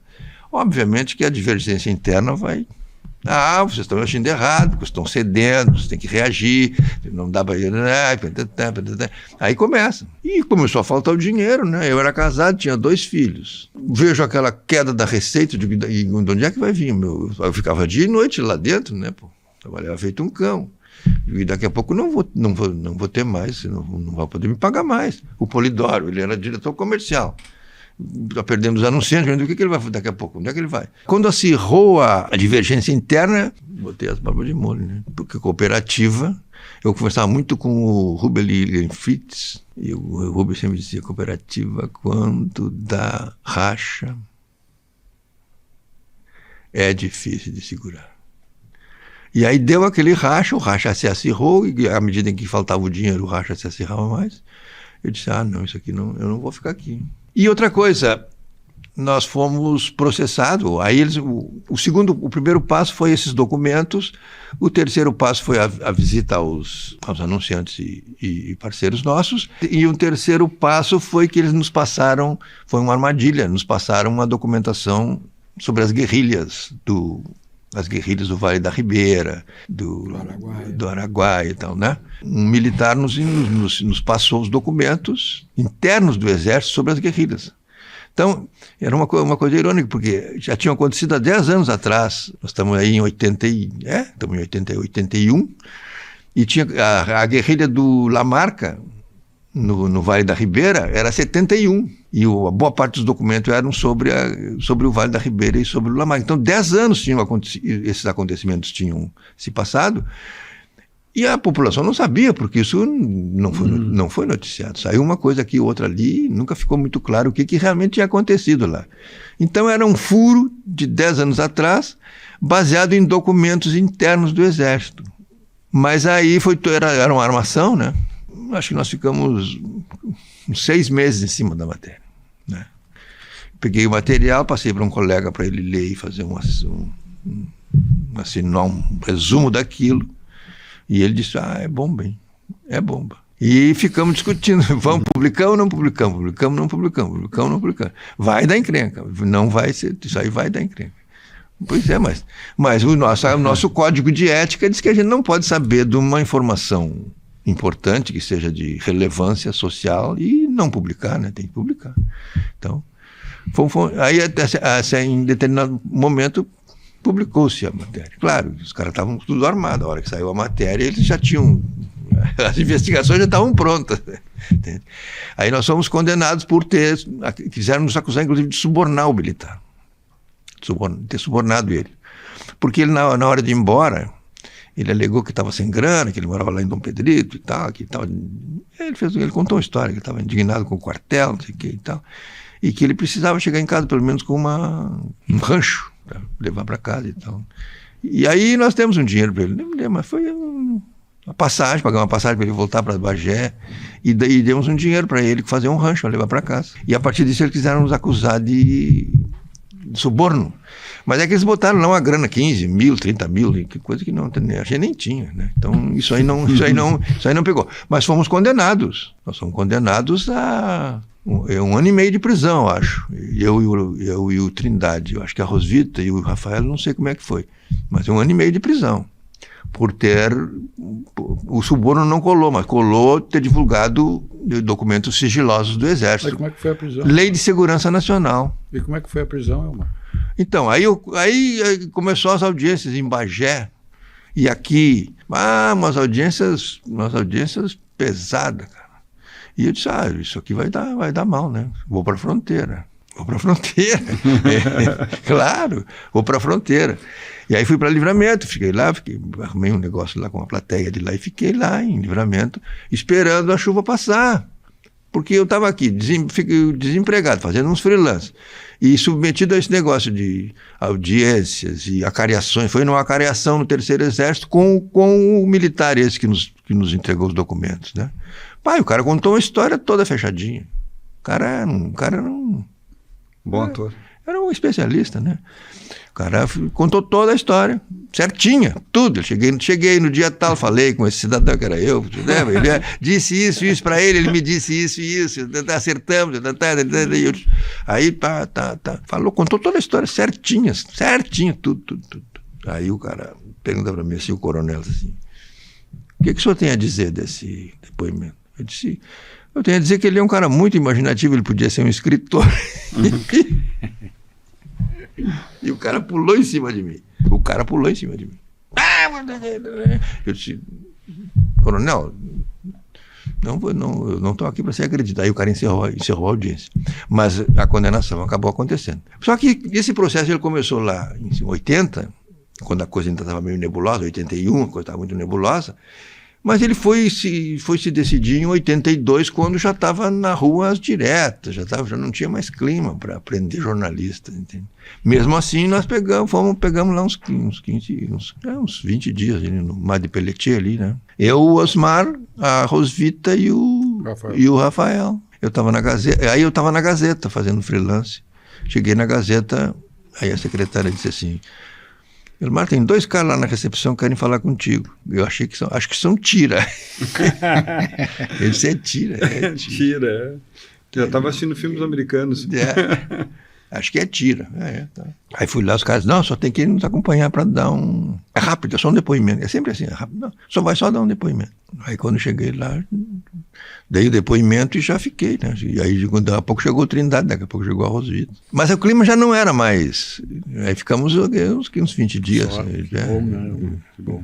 O clima já não era mais... Mas a barra tá... Sim. Chegou a ser muito pesado. Chegou a ser muito pesado. Vladimir, tudo.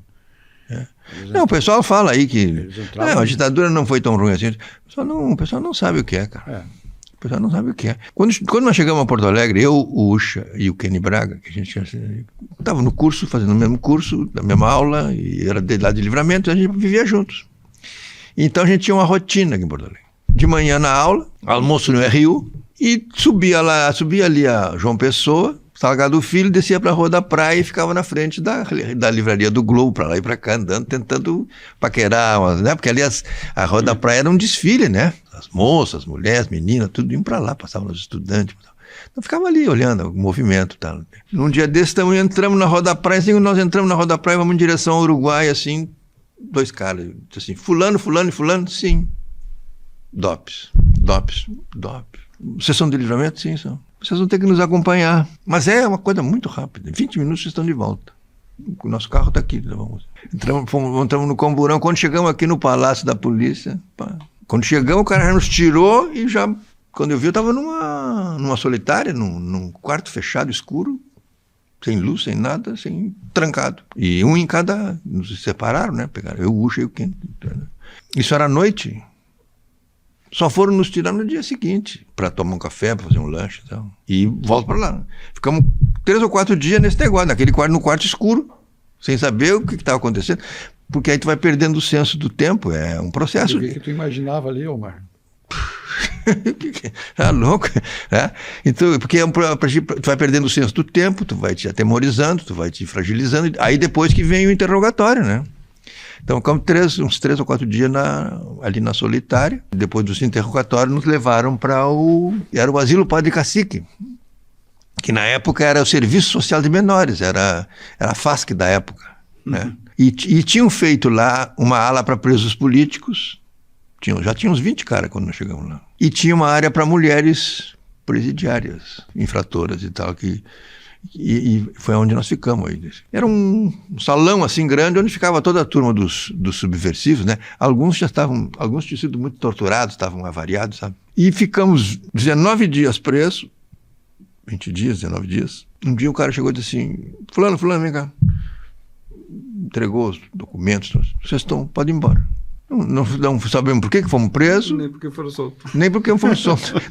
Anos depois é que eu fui atrás dos documentos e que eu fui descobrir que, como nós íamos da fronteira para Livramento, e a gente era envolvido no movimento estudantil lá, e já tinha feito uma série de coisas lá, eles acharam que a gente estava num processo de trazer informações, porque havia um movimento do pessoal brisolista que estava tentando levantar a oficialidade da Brigada Militar e repetir a legalidade, né? Havia essa ideia. Os órgãos de repressão chegaram à conclusão que a gente podia ser os caras que estavam fazendo o meio campo aí com esse pessoal. Depois do Cojornal, amadureceu a ideia do Já.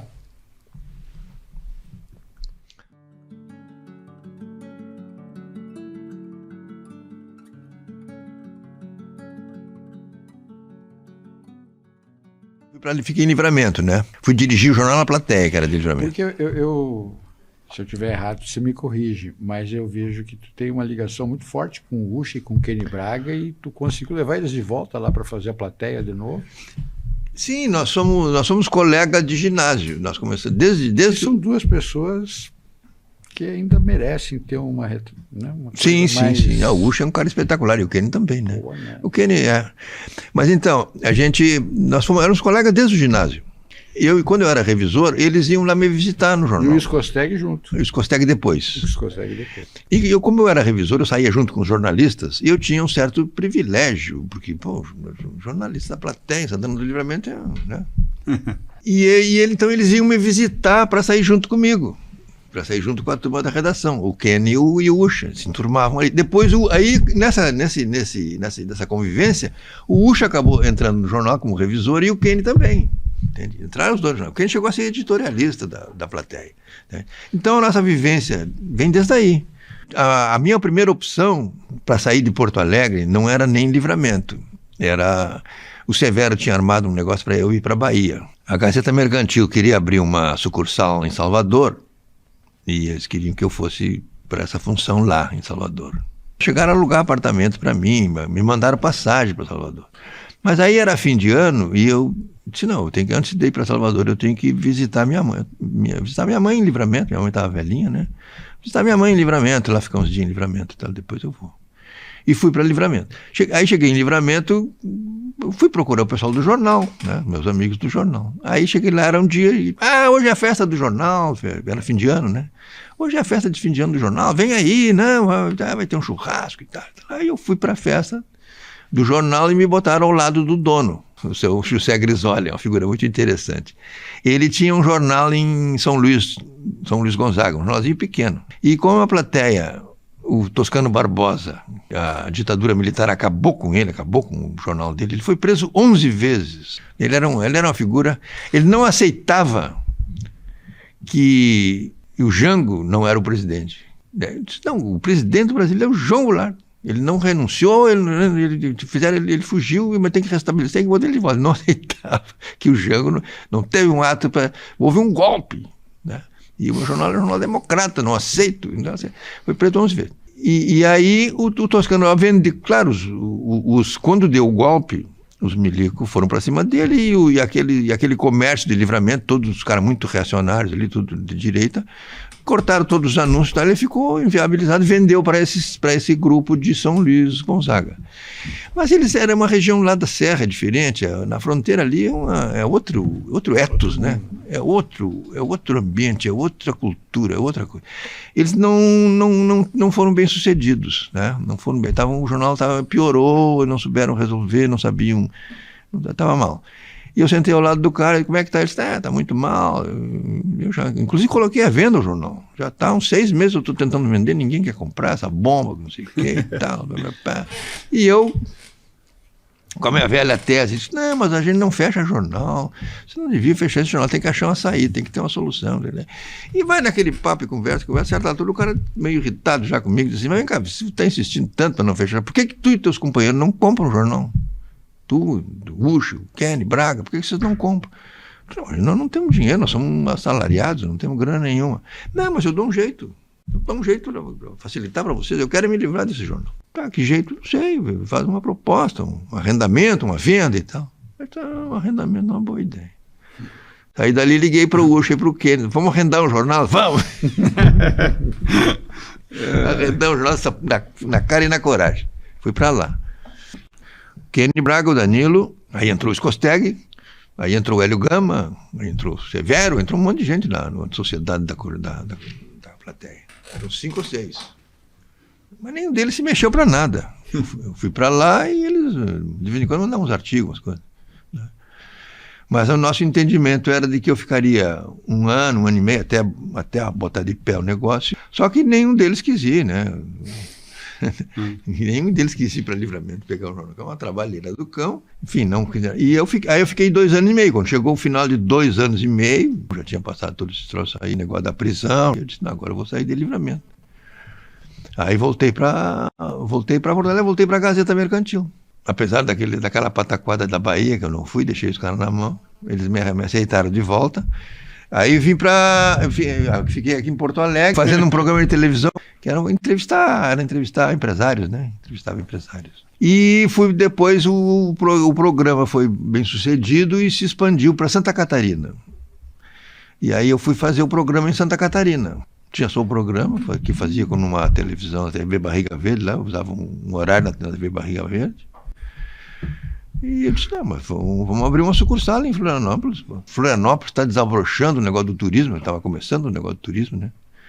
Fiz um plano e os caras toparam, e eu aí fiquei lá, abri a sucursal da Gazeta em Florianópolis, e fiquei lá fazendo o programa durante um tempo. Tu já saiu em 85. Eu já saí em 85. Mas eu vinha muito a Porto Alegre, como eu era ligado à sucursal de Porto Alegre, Florianópolis era como se fosse uma subsucursal de Porto Alegre. Eu vinha muito a Porto Alegre e aí tinha um grupo que tinha lançado um jornal. O Sérgio Gonzaga, o Walter Schilling, o professor Joaquim Felizardo, tinha 2 advogados, o Hélio Rodrigues e o irmão dele, o Júlio Rodrigues, intelectuais aqui porto-alegrenses, que estavam um pouco incomodados, porque tinha fechado a Calda Júnior, fechado Folha da Manhã, Folha da Tarde, Correio do Povo, né? E a Rádio Guaíba tinha fechado tudo. O Jornal do Comércio, naquele momento, estava numa fase muito ruim, quase terminal, né? Hoje o Jornal do Comércio é o melhor jornal da cidade, mas naquela época estava muito ruim. Uma fase uma precariedade muito grande. E a Zero Hora estava de dona do mercado, né? Tanto que tinha um slogan, que tudo está em 0 hora, né? Lembra? Tudo está em 0 hora. Eu fui numa palestra do Jaime Sirotsky, onde ele disse que era uma tendência mundial, nas regiões importantes, ficar um único jornal. Era uma tendência mundial, era assim, era natural no processo e tal. Mas esse pessoal era um pessoal ligado à universidade, pessoal, né? E eles estavam incomodados exatamente com a falta de haver uma outra visão. Porque nesse momento, a Zero Hora era um jornal governista, né? E era um momento de abertura, diretas já, tanto que o nome do jornal foi Já por causa das diretas já. Então eles lançaram esse jornal. O Sérgio me convidou e eu dei uma olhada. Eu achei que era muito parecido com o jornal, que era um processo parecido e que eu já estava meio de saco cheio com isso. Não me interessei. Aí eles lançaram o jornal. Contrataram o Ney Gastal. O Ney Gastal editou uns 3 ou 4 números e brigou, se desentendeu com eles. O Ney Gastal era um bom jornalista e tudo, mas ele era temperamental, assim, né? Se desentendeu com os sócios lá dos intelectuais e saiu. E eles não sabiam fazer o jornal parou. Aí numa dessas vindas de Florianópolis eu encontrei com o Sérgio E ele disse, pois é, nós temos inclusive matéria para fazer o jornal e tal. Então vamos fazer, tem matéria, vamos fazer. Aí fizemos um número experimental, fizemos outro. E aí o jornal começou a crescer. Começamos a fazer umas matérias instigantes assim, né? E o jornal começou a vender no centro de Porto Alegre, rapaz. A gente tirava 5, 6 mil jornais e vendia tudo. No centro, só nas bancas do centro. Tinha um garoto que distribuía o Márcio Trindade, filho do Osmar. Ele mapeou o centro e as bancas principais, Bonfim, Moinhos de Vento, Cidade Baixa. Dava 80 e poucas bancas. Que ele mais um parceiro entregavam em todas. Eu vendia, quase toda a edição vendia. E aí nos animamos com aquilo, né? Pô, vendeu e tal. Mas o jornal tinha donos, né? Era o Hélio Rodrigues, os outros caras e tal. E aí, em certo momento, disse, olha, nós vamos ter que fazer um projeto para esse jornal. Ele tem espaço, ele vende, e ele está formando um público, mas ele tem que ter um projeto financeiro, um projeto econômico, tem que pagar as pessoas. Ninguém ganhava nada, todo mundo escrevendo de voluntarismo. Vão ter que fazer um projeto. Aí fizemos uma série de reuniões, discutimos, fizemos orçamento e tudo, e o Hélio Rodrigues, acho que ele bancou umas duas ou 3 edições, olha, não tenho condições mais de segurar isso aí vai demorar para dar retorno, eu estou fora e tal. Se vocês quiserem, vocês fiquem com o jornal. Como assim? Eles não tinham nem registrado a marca. Eles tinham feito um registro no registro de cartórios especiais, eles não tinham nem registrado a marca. Aí eu reuni uns amigos, vamos fazer. Tá. Pegamos o jornal. E aí, eu acho que aí coincidiu que conseguimos uns anúncios do governo do estado, umas coisas assim, e o jornal Mas o jornal era muito crítico ao jornalismo. Esse slogan, por exemplo, da Zero Hora, a gente mandou fazer um cartaz para botar nas bancas, que é assim, nem tudo está em 0 hora, e a capa do Jano. Uma provocação e tanto, né? Que é a ideia da Coca-Cola contra a Pepsi, da Pepsi-Cola com a Coca-Cola, né? Então, nem tudo está em 0 hora.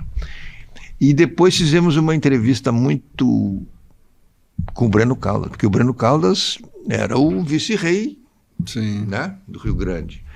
Quebrou, faliu clamorosamente, nunca ninguém tinha falado com ele, né? Aí o Pinheiro Machado, José Antônio Pinheiro Machado, tinha colhido uma série de depoimentos do Breno, estava pensando em fazer um livro com o Breno, e me mostrou. E eu disse, não, vamos fazer uma edição. Faz o livro, mas vamos fazer um resumo disso aqui, é bomba pura. O Breno Carlos contando como é que ele foi levado à falência e tal.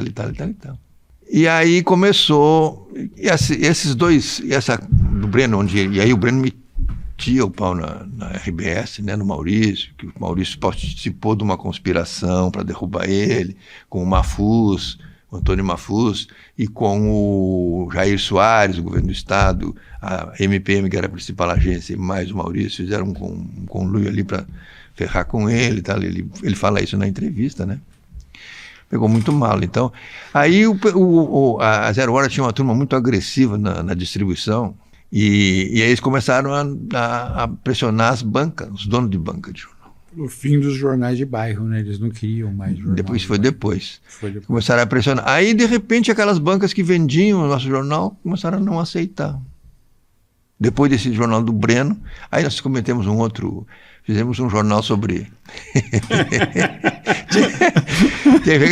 tinha surgido... Porque tinha um mito aqui em Porto Alegre, da questão do... Tinha um grupo de homossexuais enrostidos que tinham... É um grupo que se reunia num lugar lá em Ipanema, para suas festas. Tinha um mito aqui em Porto Alegre, um mito urbano de que existia isso. Porque a coisa era muito... Aqui era um machismo, né? Era uma coisa muito homofóbica e tal. Não tinha por onde pegar esse assunto, não sabia onde era uma coisa que falavam, davam até nome das pessoas que frequentavam e tal, dos caras que frequentavam e tal. Aí surge um cara de Pelotas, se candidata a vereador em Porto Alegre, se lançando como candidato dos gays. Bom, agora esse é o nosso gancho. Se tem um candidato, de quem ele é candidato? Quem são os gays? De quem ele é candidato? E aí decidimos fazer Aí fizemos uma reportagem sobre o mundo gay de Porto Alegre. E fizemos uma foto. E a principal entrevista era de um traveco que militava ali pelo centro. E aí o alemão, que era o Mazei, que era o nosso fotógrafo, pegou ele, levou ele ali para frente do chalé da Praça 15, botou ele de biquíni e botou ele assim, sentado na frente do chalé e fez a foto. E aí a capa era essa foto e a manchete era o seguinte: português, o mundo encoberto do homossexualismo em Porto Alegre. E aí vinha uma série. Nós achamos que mandamos tirar mais exemplar. Vai arrebentar a boca do balão. Aí passou uma semana e veio o cara da Constituição. O jornal não vende nada. Não vendeu nada. Está todo na banca. Como? Primeiro, porque estão escondendo. Segundo, que o tema não pegou. Aí eu fui numas bancas. Aí, como é que está o jornal? Isso aí ninguém quer. O que houve? O pessoal olha e não pega, nem pegam. Porque pensam que é jornal de gay e eles não pegam, ninguém pega. Aí aparece o Hélio Rodrigues, que era o nosso sócio lá, era o nosso mecenas, e diz assim: pô, Mar, estamos bem, hein? Lá no tribunal já me perguntaram se eu estou editando agora um jornal de viados. Aquilo ali desmontou a nossa parceria. Foi um fracasso de venda, recolhemos todo o jornal, tivemos que queimar, não vendeu nada. E desmontou a nossa parceria com esse grupo, e aí ficamos com a dúvida: vamos assumir o jornal mesmo ou não? Essa pressão que nas bancas tinha se acentuado bastante, a maioria das bancas não aceitavam o jornal, as que aceitavam não expunham o jornal. Eu cheguei aí, fui na Ari, falei com o Alberto André, ele me levou na Câmara de Vereadores, falamos com todos os vereadores, nenhum vereador se meteu, porque era uma coisa que era o pessoal da circulação da RBS, da 0 Hora, que estava pressionando os donos de banca. E aí eu fui lá na banca da rodoviária, o cara vendia quase 300 jornais. Eu digo, por que o cara não quer vender 300 jornais? Pô, né? Eu fui lá. Eu sou o editor, de repente eu quero saber, de repente a gente está incorrendo em algum erro muito grave que eu não estou me dando conta. Por que ele não quer? Eu disse: não quero. Mas eu queria que você me explicasse. Insistiu, o cara se irritou comigo: não quero. Porque esse jornaleco fica tomando espaço da minha banca e a 0 Hora o cara está reduzindo o meu reparto. Eu vendo 2.000 0 Hora por dia, os caras estão me deixando 500. Não quero mais. Aí eu senti o abraço, né? Fui no Alberto André e o Alberto disse: não, vamos na Câmara, porque eles não podem fazer isso, e os banqueiros o cara da banca de jornal não pode recusar o jornal. Mas nenhum dos vereadores se meteu. O Lauro Wagman foi o único cara que fez um pronunciamento, ela escreveu um pronunciamento na tribuna, foi o único, os restos todos ficaram em silêncio, porque não comprar essa bronca, né? E aí nós decidimos que não tinha como romper os caras das bancas, o sindicato das bancas de jornal nos ofereceram um churrasco, nós fomos lá pro churrasco, todo mundo, foi uma confraternização, mas o jornal nas bancas não entrava. Aí chegamos a uma conclusão. Aí o Kenny Braga tinha feito com o Rafael Guimarães e o Sérgio Quintana, eles tinham feito um jornal no Bonfim, que tinha sido muito bem sucedido. Mas deu errado porque eles tinham um gerente lá e o cara parece que fugiu com o dinheiro, cobrou uma edição lá, publicidade, e se mandou, não pagou ninguém e se mandou com o dinheiro. E eles não tinham dinheiro, o jornal parou. E aí o Kenny me disse assim: vem cá, por que tu não faz um jornal de bairro? Nós temos a experiência do Bonfim lá, tem um troço lá, tudo já. Aí lançamos o Já Bonfim. Paramos com esse jornal de reportagem que era vendido em banca e fizemos o Já Bonfim, que era distribuído gratuitamente. Inicialmente na Fernandes Vieira, numa casinha cor-de-rosa que tinha assim, logo depois da esquina, assim, um sobradinho. E o jornal foi um sucesso, porque a gente fazia matéria, passamos a viver no Bonfim, a gente fazia matéria, e o Bonfim era uma riqueza, né? A cidade inteira passava pelo Bonfim. O Bonfim era um tambor de Porto Alegre. Todo mundo, tu entrevistava quem tu quisesse, sentado no bar do Bonfim, na lancheria ali, né? Os músicos, todo mundo. Então, e o Bonfim tem uma comunidade muitíssimo interessante, né? É um pessoal muito, muito, muito cosmopolita, assim, sabe? E pegou muito bem o jornal, foi um sucesso enorme, né? Mas aí as pressões sempre continuaram, né? Tanto que, mas aí nós conseguimos sair dali, aí fomos para aquela casinha da Francisco Ferrer, começamos a fazer projetos, aí pegando uma coisa lá da Cojornal, naquela experiência da Cojornal, começamos a fazer projetos paralelos ao jornalismo. É um trabalho jornalístico que em determinado momento ele ganha um outro caminho e vira um outro produto, um livro, ou uma publicação especial, ou um vídeo, tá? E isso começou a dar muito certo. E você começou a escrever livros. Em função desses projetos. O primeiro livro que fiz foi um livro sobre o Gumercindo Saraiva. Como nasceu essa parceria com o Tabajara Ruas? Isso aí acabou no cinema, né? Virou sim, cinema, virou cinema. Filme. Aí está de novo o José Antônio Severo. O Severo, ele estava na Gazeta Mercantil, era diretor da Gazeta Mercantil, mas ele era muito amigo do Luiz Fernando Cirne Lima, doutor Luiz Fernando Cirne Lima, ministro da Agricultura, que foi presidente da Copesul. E o Cirne Lima, ele tinha um projeto, ele achava que a Copesul tinha que ter uma inserção. A Copesul foi resultado de uma luta política que envolveu todo o Rio Grande do Sul, que foi a conquista do Polo. Então ele achava que a Copesul tinha que ter uma inserção muito grande na sociedade do Rio Grande do Sul. Ele achava que a Copesul tinha esse compromisso e achava que um campo para resgatar esse compromisso, essa vinculação com o Estado, era a cultura. E surgiram as leis de incentivo à cultura, ele criou um departamento para produzir. Eu acho que em Porto Alegre foi o melhor momento da produção cultural, porque aí outras empresas seguiram. Outras grandes empresas seguiram esse modelo. Tanto que Porto Alegre chegou a ter uns 200 produtores culturais fazendo projetos editoriais, projetos vídeos e livros e filmes e tudo, com leis de incentivo. Foi um momento muito importante. A Copesul, eu acho que ela chegou, em alguns anos, ela chegou a gastar 4, 5 milhões, investir em projetos culturais. Onde é que tu conheceu o Tabajara? O Tabajara eu conheci da imprensa.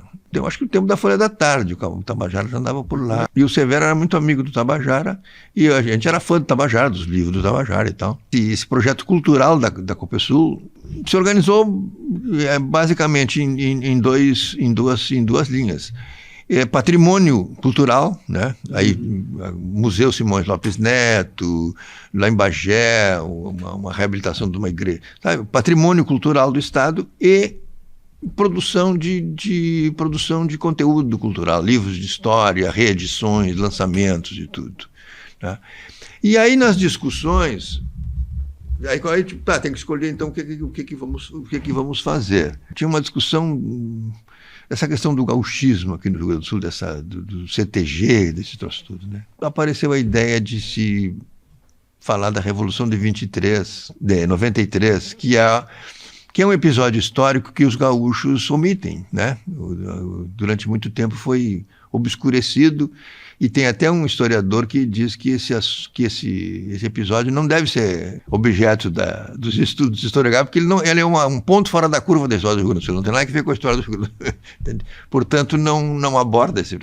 E ele sempre, até hoje, sempre foi muito escamoteado essa coisa da Revolução de 93. E a figura mais icônica, digamos assim, desse 93 é o Gumercindo. E o Severo era muito ligado à história do Rio Grande do Sul, e ele conhecia muito a história do Rio Grande do Sul. E nas nossas conversas chegamos à ideia de... O Tabajara ele tinha levantado a questão do General Neto, que foi outro dos heróis farroupilhas que foi meio que obscurecido, porque ele foi embora para o Uruguai e tal. E ele foi o único que não aceitou a paz. Ele não aceitou a conciliação, ele foi embora para o Uruguai, não aceitou, embora depois tenha marchado com o exército imperial lá na Guerra do Paraguai, mas ele não aceitou a pacificação aqui, ele foi embora. E o Tabajara achava que... Tanto que ele escreveu, né, aquele livro do General Neto, como é? Neto Perde Sua Alma. O Tabajara ele tinha escrito aquele livro Os Varões Assinalados, que é um livro excepcional, muito bom, né? E ele tinha saído desse livro com essa coisa do Neto, não tinha sido bem... A posição do Neto, o papel do Neto não tinha sido bem esclarecido, bem detalhado. Tanto que a primeira versão do Neto Perde Sua Alma teve uma introdução minha, porque o Tabajara, a ideia era levantar a vida do Neto no Uruguai. Você já sabia que o Tabajara estava pensando em transformar isso em filme, cinema? Não, acho que nem o Tabajara estava pensando nisso. Uma vez eu tinha falado sobre esse assunto com o Tabajara lá em Florianópolis, e me lembrava disso. Então, tem que levantar a vida do Neto em Montevidéu. E aí nos ocorreu, não, quem sabe a gente bota o Tabajara na jogada. O Tabajara já conhece o Neto, já sabe o negócio do Neto e tal. Ele já tinha me falado da ideia de fazer um livro, uma biografia do Neto. Então fomos no Tabajara. Mas como o Tabajara estava indo para a Dinamarca, ele ia passar um tempo lá, um curso de cinema, um troço que ele ia fazer, acho que de lá que veio. Né? A história do cinema. E aí acordamos o seguinte: eu faria parte da pesquisa sobre o Neto no Uruguai e o Tabajara faria um texto dele com base no conhecimento que ele já tinha do Neto, porque ele estudou muito o Neto para fazer o livro dos Barões Assinalados. Eram 2 textos que não tinham... A gente conversou rapidamente sobre ele. Eu iria para o Uruguai levantar a história do Neto e ele iria para a Dinamarca e lá ele ia escrever o texto. Foi lá que ele escreveu. E o impressionante é o seguinte, que quando a gente juntou os 2 textos, era como se a gente tivesse combinado. Um texto fecha completamente com o outro. Foi a primeira versão do Neto pessoal. Teve um texto meu que era uma reportagem, assim, umas 40 páginas, em busca do General Neto. Era essa a história. E eu fui ao Uruguai, estive lá na estância dele, achei a família dele, achei as cartas dele. A história é muito boa dele, muito boa do Neto. E daí veio a ideia, daí veio 93. Daí veio a ideia, não, mas temos que falar a Farrapos é barbado, todo mundo. Temos que falar de 93, que o cara evita de falar e tal. E aí, como tinha sido muito bem sucedida essa parceria minha com o Tabajara, que a gente jogou de ouvido, assim, sem combinar, sem nada, e saiu um troço muito integrado, decidimos reeditar a parceria. Só que dessa vez nós fizemos todo o trajeto juntos, toda a pesquisa sobre o Gumersindo, nós fizemos juntos, eu, o Tabajara e o Severo foi junto. E me surpreendeu, porque era uma história bastante desconhecida, né? Se tem os bordões, né, da degola, o cara... Porque ele fala muito bem tanto de você quanto desse trabalho.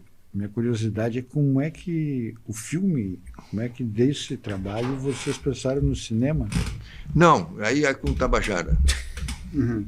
Aí o cinema é com ele. Aí ele voltou decidido a fazer cinema. Tu sabia que ele ia fazer o roteiro. Né? Sim, ele voltou decidido a fazer cinema. Ele fez um filme também do Gumersindo, né, da cabeça, né?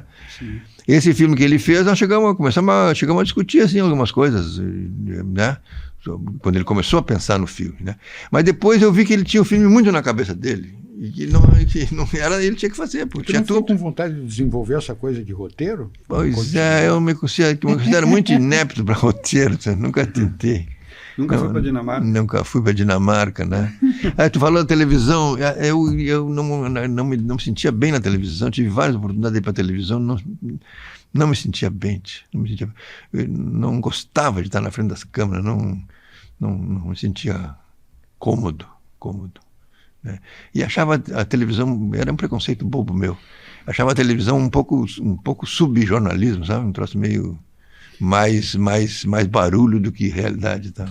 Porrice minha. Mas aí tu foi indo, dentro do Já, você fez vários livros, várias publicações, né? Eu era muito amigo do Carlos Reverbel, que era um velho jornalista da geração anterior, tal, né?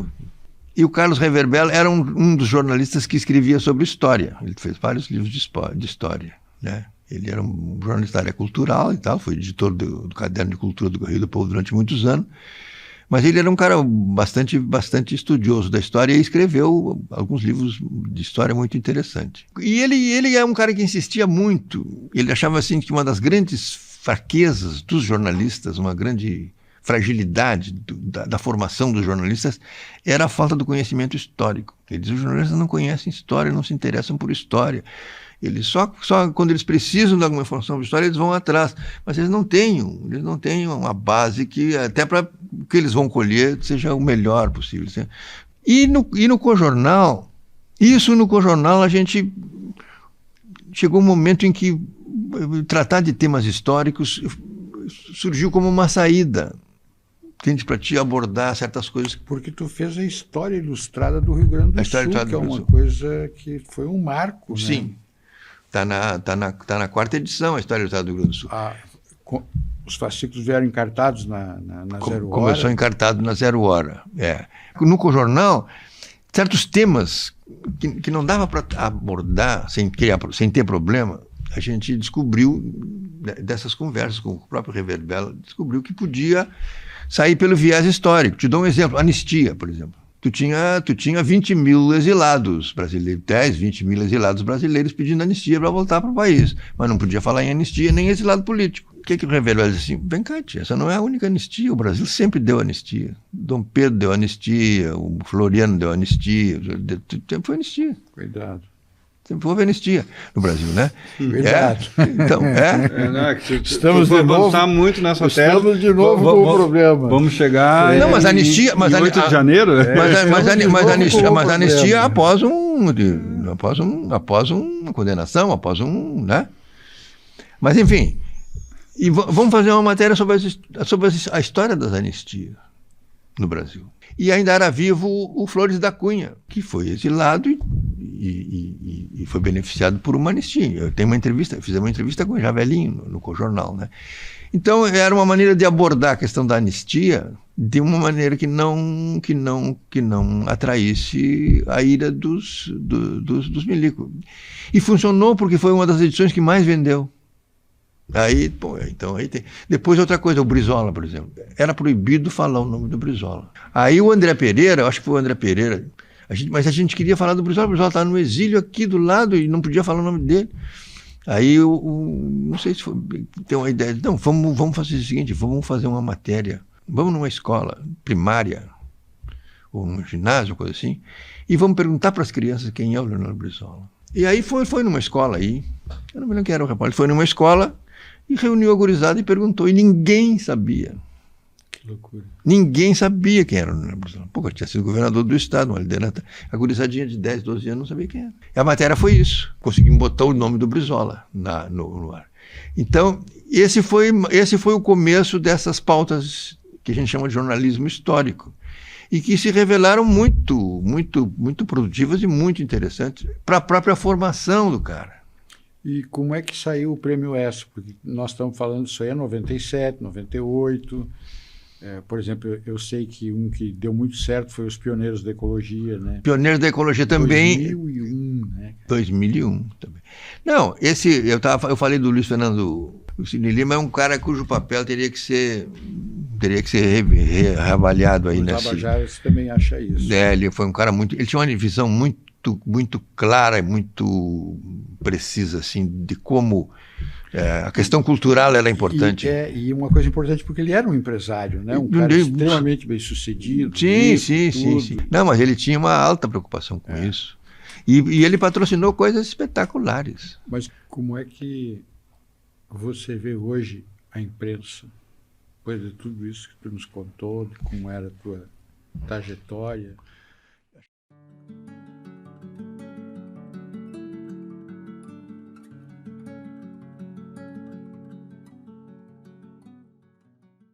Acho que a questão... Tu está aqui firme e forte. Eu acho que a questão da comunicação é a questão central. A questão que a imprensa é uma parte do processo de comunicação, né? Ela é uma parte fundamental. E isso é decisivo para essa democracia brasileira que a gente tem. E eu vejo muito, muito preocupante o comportamento da imprensa. Eu falei antes aqui, né? Esse pleito aí de 26 é um pleito decisivo. E eles estão decididos a influir diretamente no resultado do pleito, né? Eles estão numa campanha contra o governo Lula, num troço assim absurdo. Se assemelha a 89. Hein? Se assemelha a 89. Eu acho que é pior. Porque em 89 o cenário era mais diversificado. Hoje é um troço assim, é dia e noite desconstrução de tudo que o governo faz, cara. Desconstrução de tudo que o governo faz. É um negócio assim. E tá prestando um desserviço. Eles vão derrotar o governo Lula. Provavelmente vão derrotar o governo Lula, né? Mas o resultado vai expressar a vontade popular ou o resultado vai expressar uma manipulação poderosa que eles estão articulando? Não sei, eu vejo. Acho que a imprensa nossa é a mesma imprensa da ditadura, eu disse antes, é a mesma imprensa, a imprensa que saiu da ditadura e que segue com os mesmos processos, os mesmos métodos. Ela não tem escrúpulos quando toca nos seus interesses. Ela não tem escrúpulos quando toca nos seus interesses. E manipula, e omite, e distorce. Né? Então, é uma questão crucial no Brasil, é a questão da comunicação e, dentro dela, a questão da imprensa. Porque se tu tiver essa imprensa, que tem um discurso, tem um lado, essa imprensa é que defende essas políticas neoliberais, eles defendem um e idêntico as políticas neoliberais, né, na economia, que é o que vem dando errado no mundo inteiro, entende? E eles defendem com unhas e dentes, qualquer coisa fora disso está errado, e eles querem que prossiga, né, na contramão de uma realidade brasileira. Mas está armado o jogo. Está armado o jogo.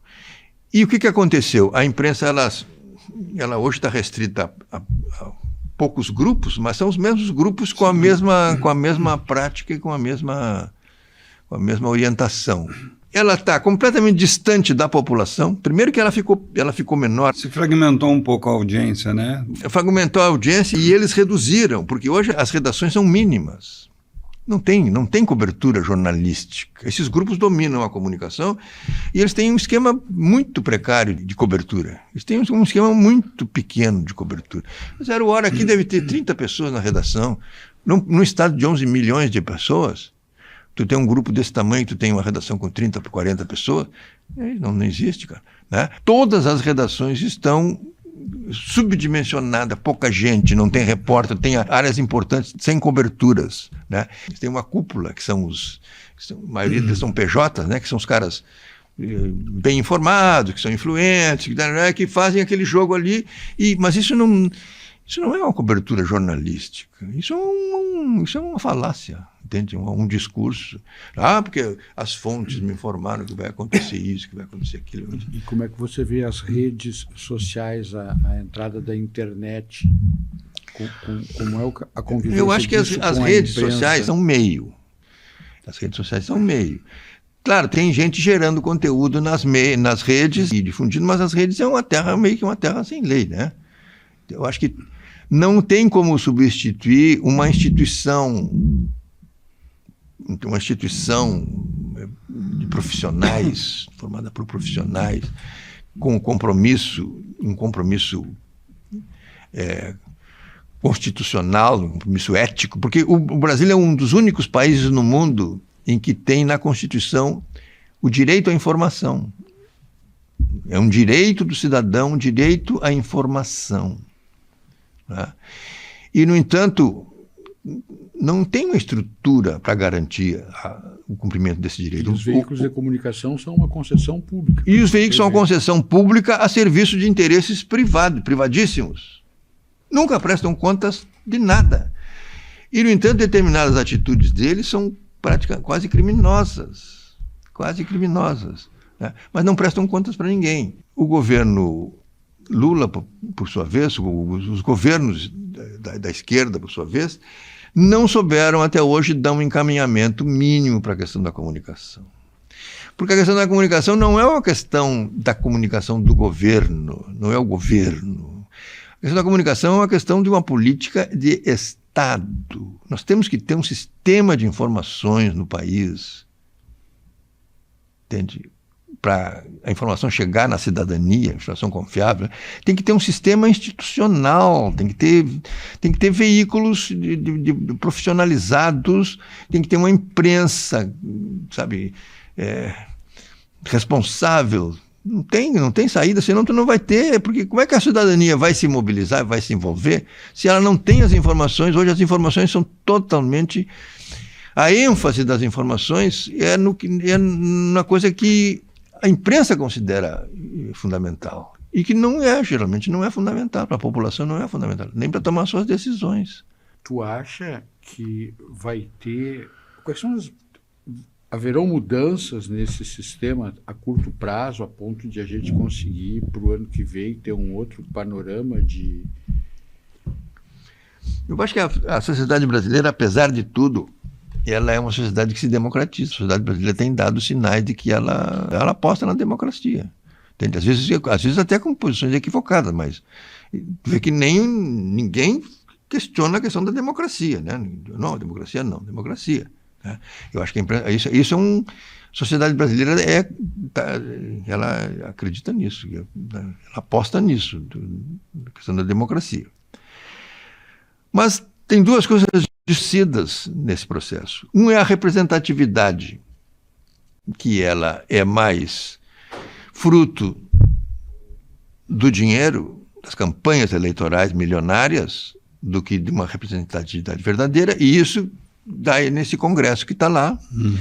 E outra distorção é a representatividade, é a credibilidade, é a institucionalidade da imprensa, da responsabilidade dos veículos de imprensa. Não temos uma instituição de imprensa. Temos veículos parciais, viciados num esquema, nunca fizeram meia-culpa do que fizeram anteriormente, nunca reconheceram e seguem com as mesmas práticas. Dominam o mercado, inclusive por meios não muito republicanos. As empresas foram muito afetadas pelas redes sociais, por causa que as redes sociais, embora não substituam a empresa na questão de abastecer com as informações necessárias, mas elas tomaram muita publicidade, elas pegaram um naco do mercado de publicidade. E como a imprensa, a publicidade lhe rendia e lhe rende mais de 80% dos seus recursos, eles foram muito afetados. Eles foram muito afetados. E o que eles fizeram? Eles encolheram, reduziram suas equipes, reduziram seus custos, reduziram tudo, e seguem, mas mantiveram essa política de querer manipular a população, manipular os resultados, manipular Manter a influência. Hein? Manter a influência. Manter a influência. Quem é que está por trás desses interesses, Elmar?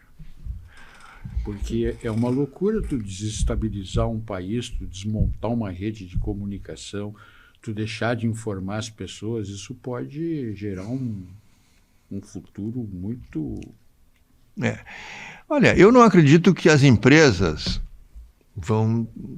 Porque os acionistas, os dividendos deles estão garantidos e não há problema com eles. Eu acho que, por exemplo, tu pega uma empresa como a RBS, duvido que ela vai dar um lucro como sempre deu, entende?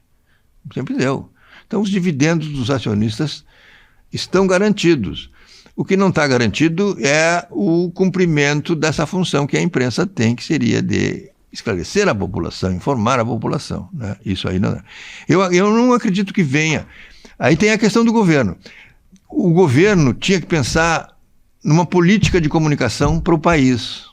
Uma política que tinha que estimular o surgimento de veículos independentes, de veículos pequenos, porque essa ideia de ter um grande veículo que tenha a hegemonia da informação no país, que te dê...